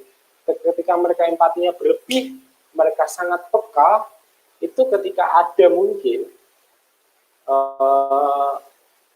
ada semisal ada orang kecelakaan atau ada orang yang meninggal dunia, nggak sampai lah, atau semisal ada ibunya yang sakit lah, semisal ibunya yang sakit atau keluarga yang sakit butuh dana, Wah, ngeri Pak. Bisa jadi uang perusahaan yang digunakan untuk membiayai sakitnya ibunya, kan seru kan, horor kan kayak gitu kan. Nah itu bukan mereka yang punya sifat nyolong, bukan, karena kita kasih peluang dan dia punya karakter itu, bukan karakter maling loh ya. Dia bisa jadi punya karakter empati itu, mengambil pulpen dengan reaktif. Ya wes lah, akhirnya ibunya sakit butuh dana, uang perusahaan dia kasihkan. Bapaknya sakit operasi dikasihkan. Mbaknya sakit stroke dikasihkan. Adiknya pengen masuk sekolah dikasihkan. Kucingnya sakit ketabrak di jalan, jempol kucingnya sakit, masuk ke rumah sakit hewan, dikasihkan. Uang perusahaan dikasihkan semua. Ajur lur. Ini bobrok kan? Nah, itu. Nah, lanjut lagi ya. Untuk yang cari lebih ke CS atau mereka yang ke admin ya. Jadi ramah, terkontrol, mereka yang berempati juga, pendengar, sabar. Nah, saat wawancara biasanya mereka menyejukkan, intonasinya pun tenang, nggak menggebu-gebu seperti yang pertama tadi. Dari sini pun teman-teman juga akhirnya pun tahu kan karakter saya siapa dan karakter saya yang mana. Nah serunya ketika kita sudah memahami karakter manusia ini, kita bisa mengarahkan. Ketika kita sudah bisa mempassing mereka, kita bisa meliding mereka, ngelit mereka, mengarahkan sesuai dengan goals kita, target kita, tujuan kita dengan baik dan sempurna, dengan tepat. Karena kita sudah tahu kelemahannya dia dan kelebihannya dia. Kita lanjut ya. Jadi tenang, sikapnya melayani. Nah, pengambil pena tapi responsif. Responsif itu ketika bolpennya jatuh, itu dia nggak langsung ngambil, tapi dia lihat kita. Ketika kita tidak merespon, ya sudah, baru dia ngambil, baru dia kasih. Jadi tenang lah bawahnya. Nah, cenderung diam, menggali percakapan lawan. Dan misal, nah masnya bisa di sini, biasanya mereka malah tanya ke kita balik. Gitu. Nah, apalagi saya yang tadi sifatnya yang pertama yang sering protes dan seneng ngomong, hancur lah, malah saya yang diinterview sama calon karyawan. Nah, ekspresi wajah pun juga tenang dan stabil. Ini semisal untuk yang bagian akun, kalau saya akuntan sama yang megang uang itu jadi satu lah aku ya. Jadi ini sepaket, ini khusus loh, ditulisnya kasir. Jadi perfeksionis, mereka bukan mengambil pena. Jadi mereka wajib ya, ciri-ciri keharusan ya ini adalah teliti dan kaku. Contoh gini ya, teliti dan kaku itu ketika kan kita bisa di step awal tadi kan kita tahu sosmednya ya, kita tahu sosial medianya mereka. Ketika mereka bikin caption atau status, kita tahu spasi, tabulasi, titik koma, tanda petik, 2 bintang dan semacamnya, itu mereka lakukan. Ada typo apa enggak ketika mereka melakukan pengetikan. Nah, rata-rata mereka yang kita wajibkan di sini, mereka yang kita amanahkan di sini, ya teliti dan kaku, alias ketika mereka melakukan huruf besarnya itu huruf kapital, mereka benar-benar teliti. Ada loh orang-orang yang benar-benar perfeksionis itu ketika bikin copywriting, bikin caption, ketika itu nggak cocok sesuai dengan EYD ya, sesuai dengan ejaan yang benar, sesuai dengan kamusnya bahasa Indonesia, itu mereka biasanya menghapusnya. Jadi semisal nulis yang nggak mungkin disingkat, nulis oke yang nggak mungkin disingkat, ya itu ciri-ciri. Misal saya kemarin pergi ke pasar, itu saya kemarin komanya ini, saya kemarin spasi koma pergi ke pasar, atau saya kemarin koma pergi ke pasar, titiknya, huruf besarnya, itu kita tahu semuanya di sosmednya. Dan ketika interview melalui chat yang di awal step pertama tadi, itu ketika mereka chit-chat, ya kita tahu teliti dan kakunya. Nah, saat wawancara pun, yaitu lamaran kerja, CV kan kita tahu kan, tabulasi, spasi, tanda baca, nyaris gak ada yang salah. Guys, perfeksionis, nis pokoknya. Jadi cocok lah. Nah, ketika mereka perfeksionis di sini, jangan masuk ke sales. Kalau teman-teman taruh orang yang seperti ini kita masukkan ke sales, mereka bisa isinya komplain terus. Loh mas, ini copywritingnya salah. Oh, salah menurutmu. Market belum tentu sesuai dengan menurutmu. Terus, Mas, ini komposisinya kok ada jamur tiram cinta sempurna tanpa kebencian, rasa kasih sayang gitu ya maksudnya. Komplain toh ya. Jangan masukkan di sales kan. Jadi malah isinya komplain toh. Kita bikin ide. Otak kanan kan rata-rata mereka sekreatif mungkin. Diajar sama yang perfeksionis ya benturan terus kan. Jadi jangan dimasukkan ke sales yang seperti ini. Jadi masukkan ke bagian-bagian yang dominan di otak kirinya. Cara pakaian penampilan pun mereka nggak terlalu sangat mentereng dan ngejreng. Jadi mereka biasanya pakai warna yang sangat-sangat smooth. Jadi misal jilbabnya hitam ya mulai rok sama atasan nggak jauh dari hitam. Nggak mungkin sampai kuning, putih atau apa itu nggak sampai ke warna yang mencolok. Bahkan ketika mereka diberi warna yang mencolok, mereka sangat tidak mau. Nah, apalagi yang dominan kanan itu mencolok warnanya itu malah seru malah. Oke, saya pakai itu ya. Kiron makarun itu saya bikin itu pakai warna pink loh, teman bisa bayangkan ya. Itu semisal ownernya itu bukan orang yang kanan, makaroni kok warna pink piye jane ya. Bisa malah seperti itu kan. Jadi bisa jadi ya itu kodratnya fitrahnya manusia itu mungkin jadi monyet, tapi kalau kita suruh monyet itu berenang mati Pak. Begitu sebenarnya ketika kodratnya adalah ikan, kita suruh mereka memanjat pohon, dia mati lah. Jadi arahkan mereka sesuai dengan fitrahnya. Nah, kita di sini gali fitrahnya. Masing-masing manusia punya fitrahnya masing-masing. Nah, kita arahkan.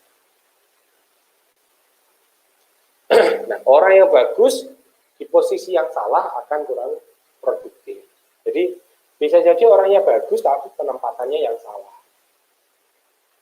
Nah, ini yang di materi terakhir. Ketika step 1 sampai ke 6 kita sudah praktek itu dan ternyata mereka ini sudah, kalau yang pertama kan orangnya bagus, penempatan salah kan materi step ke-6 tadi ya, kriteria manusia yang teman-teman bisa tempatkan.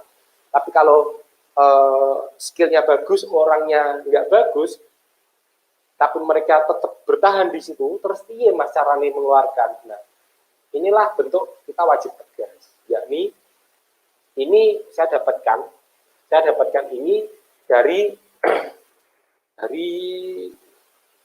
filmnya Sunju kalau salah. Jadi di Sunju itu teman-teman tahu ya Sunju ya. Jadi panglima perang Cina yang terkenal dengan slogannya yang kenali kelebihan dan kelemahan lawan, 1000 kali peperangan kamu tak akan terkalahkan, itu kan kalimat motivasinya si Sunju ya. Nah, jadi saat itu ini saya lupa detail spesifik ceritanya, tapi bodo amatlah dengan ceritanya, teman-teman coba ambil hikmahnya.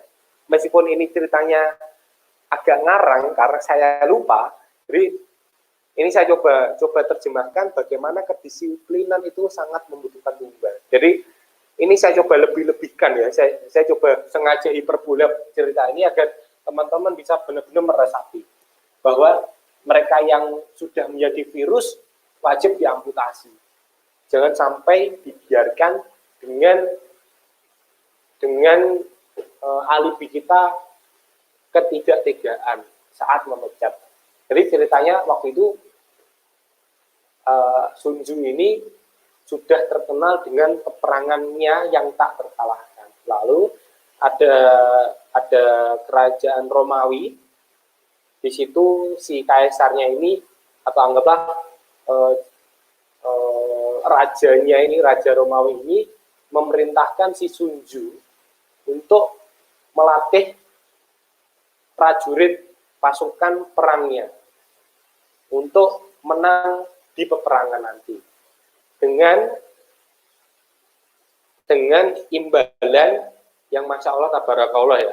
Jadi Sunju Reneo, sini yo, tak panggil ya. Kamu ajari pasukanku berperang itu di sana, total ada 1000 pasukan, dan kamu silahkan latih mulai nanti malam jam 12 malam sampai jam 6 pagi. Alias si Sunju ini cuma diberi waktu 6 jam untuk melatih pasukannya si Raja Romawi ini untuk berlatih perang. Dan bagaimana caranya biar mereka kompak, menang, dan semuanya lah pokoknya. SOP dan job desk-nya Sunju atau blueprint-nya di sini itu diduplikasi di si Raja Romawi. Saya kasih imbalan, kalau kamu bisa mengajarkan pasukan saya berperang dengan benar dan baik, lalu menang di peperangan, atau mereka disiplin lah pokoknya, saya akan berikan istana ini, itu taruhannya. Karena prajuritnya itu sangat terkenal, tidak disiplin, dan ugal-ugalan, amburadul lah pokoknya. Secara attitude, sikap, dan mental mereka sangat pecundang banget mentalnya. Nah, Sunju disuruh. Jadi dengan imbalan seluruh istanaku ini kamu akan silahkan ambil tanpa perlu memerangi atau kita berperang. Akhirnya Sunju mengatakan, oke, siap, saya akan ke sana dan berangkat. Ketika berangkat di sana, mulailah di situ. Kan waktu perang kan, waktu latihan kan biasanya pakai beduk kan, dung gitu ya. Nah, Sunju ini bilang, nanti prajurit semua udah berjejer, ada 1000-an prajurit berjejer. Terus setelah itu ada beberapa panglima atau anggaplah peleton, pemimpin peleton. 1000 ini semisal ada peleton kita bagi menjadi 10, oke. Peleton kita bagi menjadi 10, jadi 100 sampai 1000. Setelah itu Sunju menyuruh untuk semuanya mentaati perintahnya, dan saya diberikan wewenang oleh rajamu sebelum matahari terbit alias jam 6 pagi kamu sudah bisa disiplin. Lalu setelah itu Sunju mulai latihannya. Dimulai dengan dung pertama. Dung. Itu kode untuk prajurit serong kanan. Dung dung serong kiri. Dung drudung maju ke depan. Setelah itu Sunju menanyakan kode-kode ini ke prajuritnya. Apakah kalian siap mendengarkan perintah saya dan melaksanakannya? Siap. Tapi sambil ngentail ya, sambil Allah. Terus angel lah pokoknya. Ya, mereka udah mempercundangi mentalnya sendiri. Pokoknya emang terkenal dengan ruwetnya. Akhirnya dimulailah. Dung. Semua prajurit ketawa semua. Gak ada yang perintah Samina Watona, gak ada, semuanya tersunjuk. Coba lagi. Dung. Gak ada yang serong kiri. Dung. Gak ada yang maju. Bahkan ada yang tidur, ada yang guyon, ada yang menepi karena kepanasan dan semacam itu. Pokoknya parah, tambah ruwet ya. Akhirnya Sunju mulai memberikan SOP, yakni ketika Anda semuanya perpeleton ini tidak mendengarkan perintah saya akan memenggal leher panglimamu dan juga prajurit yang paling belakang. Itu ketika Anda tidak Samina Watona dengan saya. Tapi yang memenggal bukan saya. Yang memenggal adalah panglima atau pimpinan peleton yang pimpinan peletonnya melakukan Samina Watona dengan baik dan benar. Jadi misal ada 10 peleton, 9 peleton bagus semua, ada 1 peleton ini yang nggak bagus. Nah, dari ke-9 ini mereka disuruh untuk memenggal pemimpin peleton dan prajurit yang di bagian belakang. Sepakat? Mereka akhirnya sepakat. Dimulai lagi. Dung! Kanan.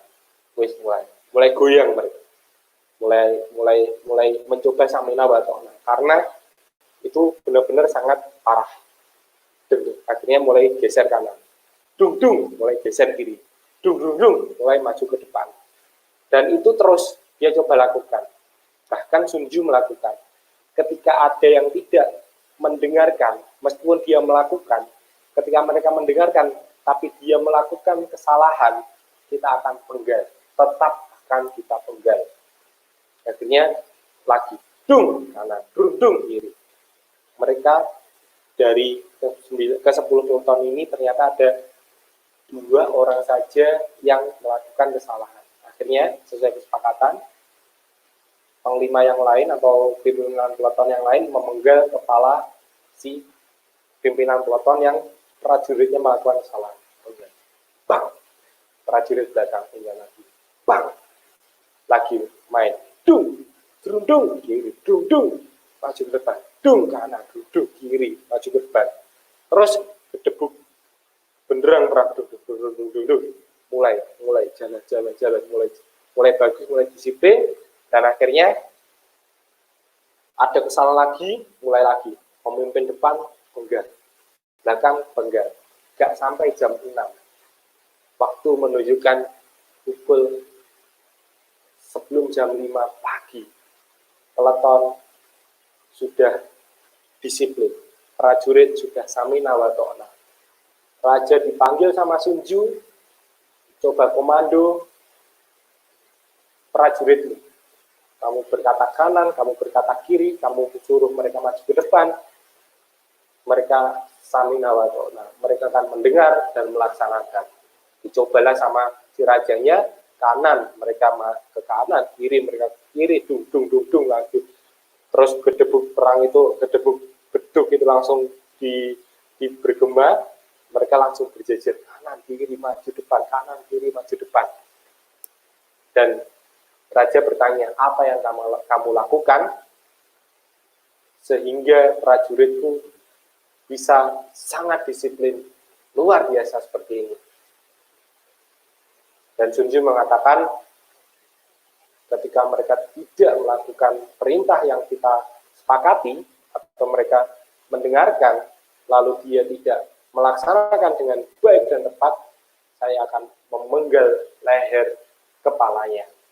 Dan disitulah sangat terkenal inspirasi sampai saya sekarang hari ini, ya dari Sun Tzu, kedisiplinan membutuhkan tumbal. Seperti halnya di tim kita, mereka yang busuk jika didiamkan akan menjadi virus bagi yang lainnya. Mereka yang delewer, mereka yang tidak mengerjakan dengan baik dan benar, ketika itu didiamkan akan menjadi virus bagi yang lainnya. Pilihan hanya 2. Kamu amputasi atau yang lain siap tertular. Memecat mereka sepaket dengan merekrut mereka. Jangan lupa juga beri asupan mereka. Nggak cuma asupan otak, yakni keilmuan finansial. Nggak cuma asupan perut, yakni keberlangsungan dan kesejahteraan. Tapi jangan lupa berikan asupan hati ke mereka. Berikan rambu-rambu spiritual untuk mereka. Banyak orang sibuk mencari rezeki, tapi lupa dengan Sang Maha Pemberi rezeki. Maka dari itu, asupan hati ini sangat perlu. Makanya di kita itu hampir setiap hari rutin kita adakan asupan hati. Seperti halnya di Ramadan hari ini, kita melakukan asupan hati itu melalui yang pertama, setiap sore menjelang maghrib berbuka puasa barengan, teman-teman wajib tahsin, wajib hafalan, memperbaiki bacaan Quran. Itu setiap hari. Lalu setelah itu dilanjut dengan tarawih bebarengan. Setelah itu kita lanjut dengan yang mulai bebarengan. Lanjut lagi dengan sahur bebarengan. Dan mulailah aktivitas. Dan itu kita lakukan. Untuk apa? Memberikan asupan hati. Rata-rata banyak pengusaha di luar sana, mereka yang mempunyai karyawan, yang mempunyai skill yang bagus, keilmuan yang mantap, tapi mereka malah mencuri waktunya, mencuri tempat kerjanya, mencuri uang perusahaan, bahkan mencuri ide usaha kita untuk dia buka usaha yang lain ataupun apa sejenisnya. Sebenarnya bukan mereka yang salah, dan itu hak mereka, kecuali mencuri itu. Tapi Karena menurut saya, yang pertama yakni asupan perut mereka bisa jadi keberlangsungan dan kesejahteraan mereka tidak mendapatkan dengan layak. Tapi menurut saya banyak perusahaan yang gede atau orang-orang ya khususnya lah pejabat-pejabat negara yang secara keberlangsungan hidup dan kesejahteraan perutnya mereka sudah dapat, keilmuan mereka dapat, secara otak mereka S1, S2, sarjana dan semacamnya, tapi secara hatinya mereka sangat bisa dibilang kosong, alias jarang sekali mendapatkan asupan hati. Kalau mereka tahu rambu-rambu, oh ini neraka, oh ini surga, insya Allah mereka tidak akan mencuri waktu, mencuri ruang, mencuri uang, mencuri apapun di perusahaan kita. Karena kita sudah berikan pagar rambu-rambu hatinya mereka. Maka dari itu, ayo teman-teman semuanya, berikan luang, berikan jam kerja yang coba dekatkan mereka untuk kembali ke Allah gitu. Undang ustadz, berikan tausiah, berikan taujih di sana. Ingatkan mereka bahwa di sini kita sementara, kita bekerja, kita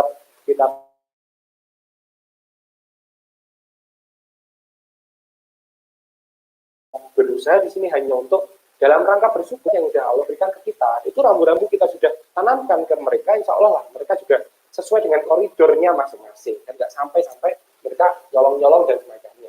Dan alhamdulillah hari ini sampai sekarang kita belum pernah kecolongan, bahkan ada uang 5.000 pun di gazebo itu mereka pasti ngomong di grup, ada teman-teman yang kehilangan uang dan semacamnya. Itu kalau kita sudah mendapatkan tim yang seperti itu, kita bisa mindsetkan apa yang kita gaji mereka itu seperti jariah bagi mereka.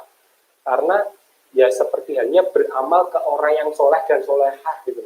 Jadi kita nggak khawatir, nggak ragu-ragu ketika gaji kita berikan berlebih. Saya yakin mereka akan memberikan gajinya juga untuk kebermanfaatan untuk banyak orang, untuk ibunya, untuk bapaknya, untuk keluarganya, misal keluarga yang sudah tercukupi untuk sedekah lagi. Gitu. Allah mengatur rezekinya, orang-orang yang hidupnya mau diatur dengan aturan Allah. Kematian adalah kepastian, husnul khotimah adalah pilihan. Jadi dalam rangka berbisnis seperti ini adalah salah satu ikhtiar kita, wasilah kita agar ya ini adalah kalau kita ngomongin kematian kan sudah pasti, tapi bagaimana cara mati yang enak dan baik itu kan pilihan. Nah, semoga wasilah ikhtiar hari ini atau semoga materi ini bisa menginspirasi teman-teman. Teman-teman bisa praktekkan ke timnya, cara merekrutnya, cara memecatnya, cara membriefingnya, cara melibing mereka, cara mengarahkan mereka. Kalau teman-teman praktek, ya semoga saja ini adalah wasilah kebaikan untuk saya pribadi, dan teman-teman bisa mensiarkan ke teman-teman yang lain, pasukan yang lain, timnya yang lain. Dan serunya di pengusaha itu, kita sebagai owner, hal-hal yang bersifatnya sunnah kita bisa wajibkan tanpa keputusan MUI, tanpa kita ngaji, tanpa perlu kita mondok berlama-lama. Contoh, hal sunnah, sholat duha misalnya. Sholat duha kan sunnah, tapi di tempat kita atau di teman-teman bisa mewajibkan itu. Atau yang nggak sholat duha, apa itu, berikan punishment ke mereka, berikan reward ke mereka. Itu monggo. Ketika mereka semisal nanti bekerja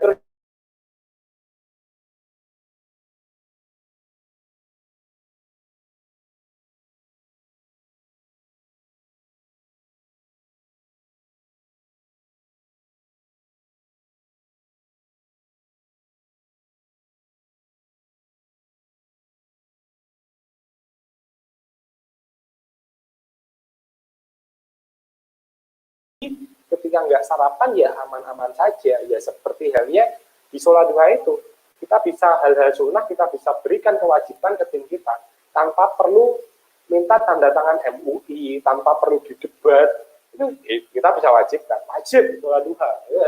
Seru lah owner ya, enak dari pengusaha ya. Enaknya cuma di situ, yang nggak enaknya banyak. Ya, goal tim kita yaitu bisa hidup di surga. Jadi ya serulah gue. Kalau kita ngomongin tim, saya masih banyak nangisnya kalau saya cerita seluk-beluk di tim-tim saya itu, mereka masya Allah lah. Nah, profesional tim ternilai oleh gaji, ketulusan tim ternilai oleh hati. Sekian, itu dulu, Mas. Kita lanjut jam 10, bro. Wah, keren sekali, Mas. Luar biasa. Luar biasa, keren sekali. Oke. Wah, ini suatu hal yang bisa menjadi pelajaran untuk kita semuanya ya, Mas, ya, otomatis. Dan yang sama-sama ini, wah, benar-benar keren sekali. Gimana kita mendapatkan tim harus dimulai dari siapa dia yang sefrekuensi sama kita apa enggak. Kira-kira seperti itu, Mas, ya. Yang perlu di apa ya, dinut ya sama teman-teman. Nah, mungkin bisa catat juga nih teman-teman bahwa tim yang sefrekuensi ini sangat penting sekali gitu. Nah, mungkin ada pertanyaan nih dari teman-teman Juragan Online. Monggo, saya absen juga nih, dari mana aja nih yang hadir?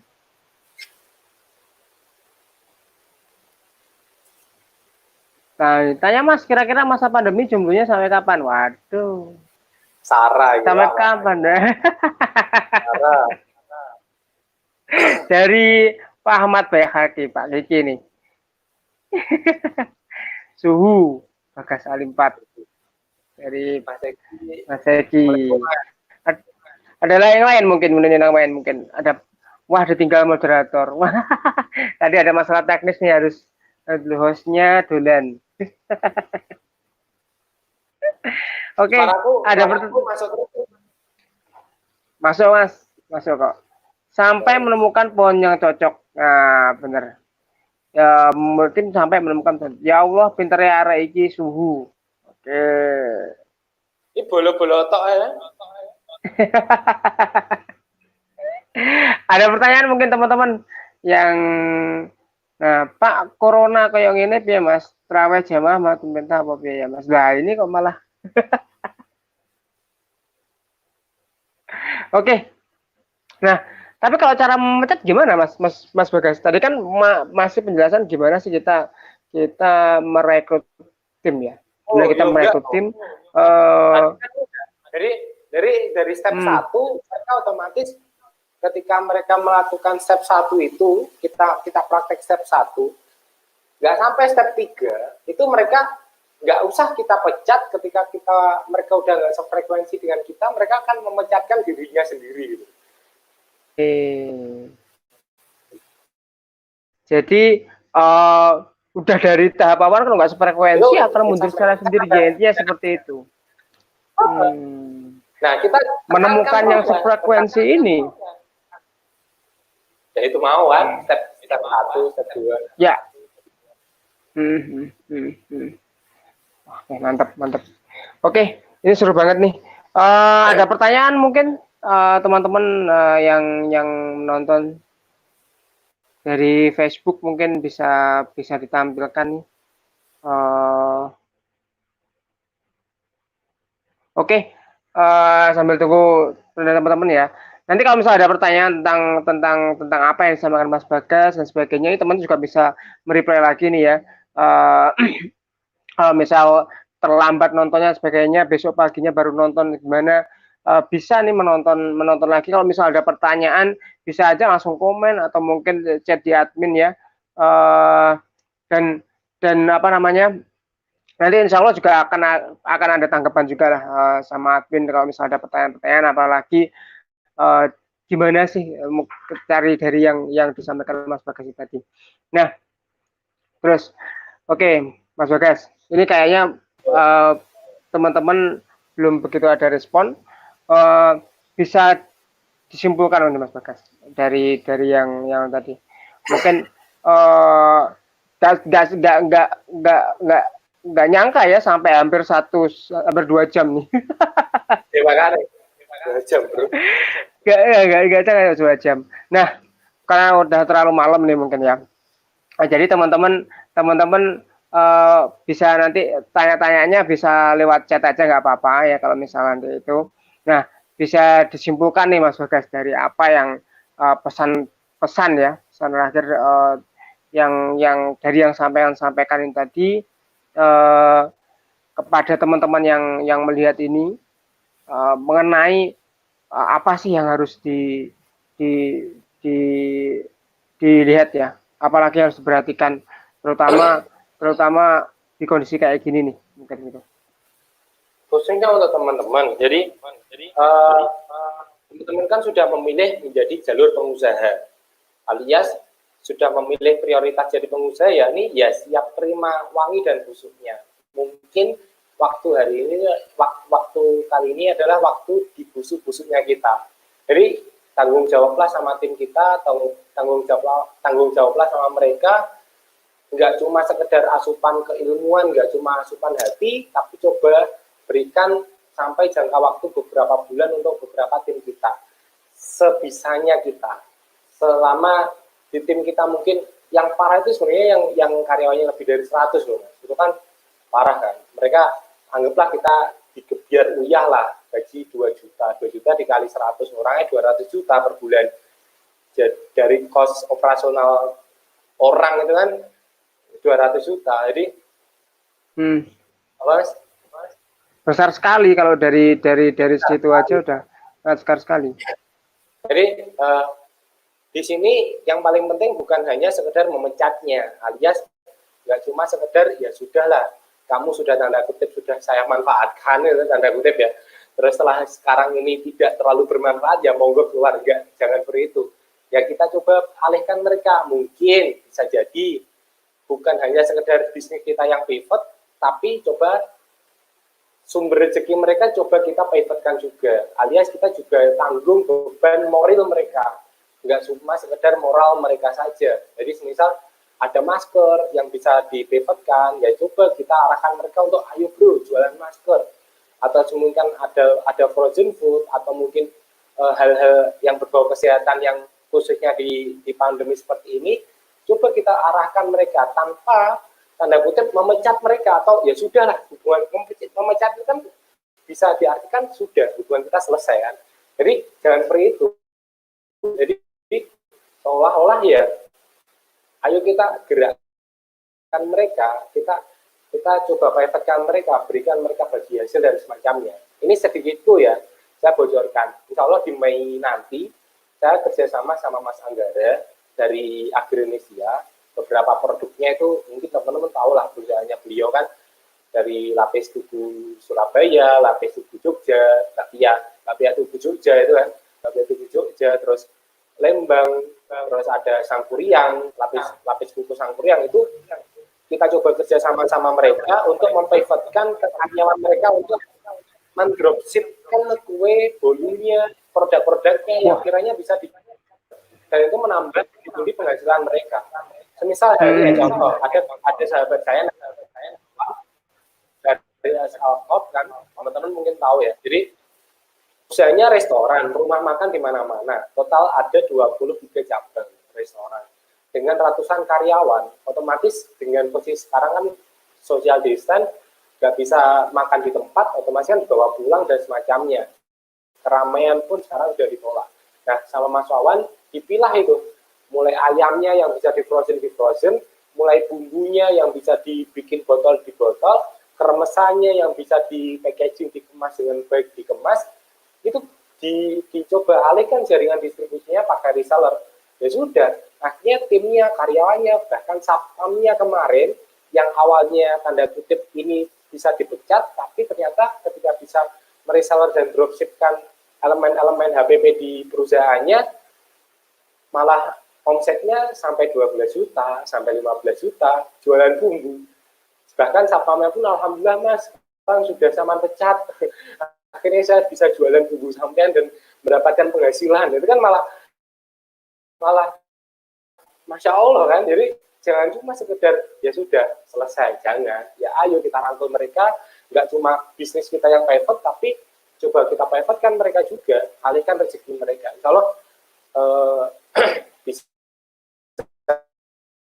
bisa juga penutupan ya, closing juga ini dari kita bantu orang lain dahulu, dibantu Allah kemudian lah. Goalnya di situ. Gitu. Sudah jam 22 tepat. Nggak terasa Mas, nggak terasa beneran. Nah, keren banget sih, keren banget materi yang disampaikan Mas Bagas ya, keren banget.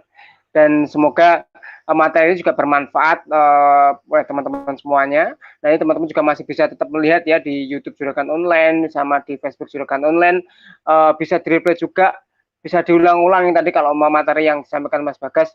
Ini suatu hal yang bisa kita note dan bisa catatan kita ya sebagai mungkin pengusaha yang mungkin masih kelasnya kecil Mas ya ini untuk yang saat ini. Tapi untuk yang kelasnya besar seperti Mas Bagas tadi mungkin akan ada strategi yang lain lagi. Cuma minimal gimana kita memulai merekrut tim yang bisa sefrekuensi sama kita ini juga suatu hal yang sangat penting sekali sih. Oke. Nah, ini saya ingatkan lagi ya teman-temannya ya. Webinar ini adalah tujuannya untuk membantu teman-teman yang apa namanya terdampak COVID-19. Jadi harapannya materi-materi yang diberikan oleh pemateri ini bisa membantu teman-teman semuanya, mungkin yang baru memulai bisnisnya, baru membentuk tim atau baru membentuk partner ya. Frekuensi yang kata Mas Bagas ini juga sangat penting sekali untuk kita perhatikan karena kembali lagi apabila tidak sefrekuensi suatu saat akan menjadi bom waktu yang akan terpecah juga gitu. Oke. Dan total donasi yang saat ini sudah kita dapatkan adalah 1.450.000. Nanti insya Allah kita salurkan semuanya melalui rumah zakat ya. Jadi teman-teman kalau ingin merasa acara ini bermanfaat, merasa acara ini bisa membantu banyak saudara-saudaranya, silahkan share seluas-luasnya biar saudara-saudaranya bisa tahu ilmu-ilmunya dan jika ada yang bisa membantu, monggo kami tunggu donasinya. Nanti semuanya donasi akan kita salurkan kepada teman-teman yang terdampak COVID-19. Oke, karena sudah malam sekali nih Mas Bagas. Terima kasih atas ilmunya ya. Terima kasih atas sharing-sharing ilmunya. Semoga ini bermanfaat dan bisa membantu teman-teman semuanya ya, teman-teman Juragan Online yang melihat ini. Nah, oke. Mungkin seperti itu Mas Bagas. Terima kasih dan sampai ketemu di webinar besok teman-teman. Besok kita akan bertemu bersama dengan Pak Wahyu ya, Pak Wahyu dari Kobah dengan tema yaitu Leadership Skill in Crisis COVID-19. Jadi jangan lupa besok habis taraweh kita akan ketemu lagi jam 8 malam yaitu dengan Pak Wahyu dari PT Kobah yang dengan Leadership Skill in Crisis COVID-19. Nah, ini juga akan menjadi apa ya? Motivasi ya juga ilmu buat kita semuanya dalam menjadi leadership di masa seperti ini seperti apa. Oke, teman-teman, mungkin sekian dari saya. Selamat beristirahat dan sampai ketemu besok di webinar berikutnya. Oke, saya akhiri. Wassalamualaikum warahmatullahi wabarakatuh.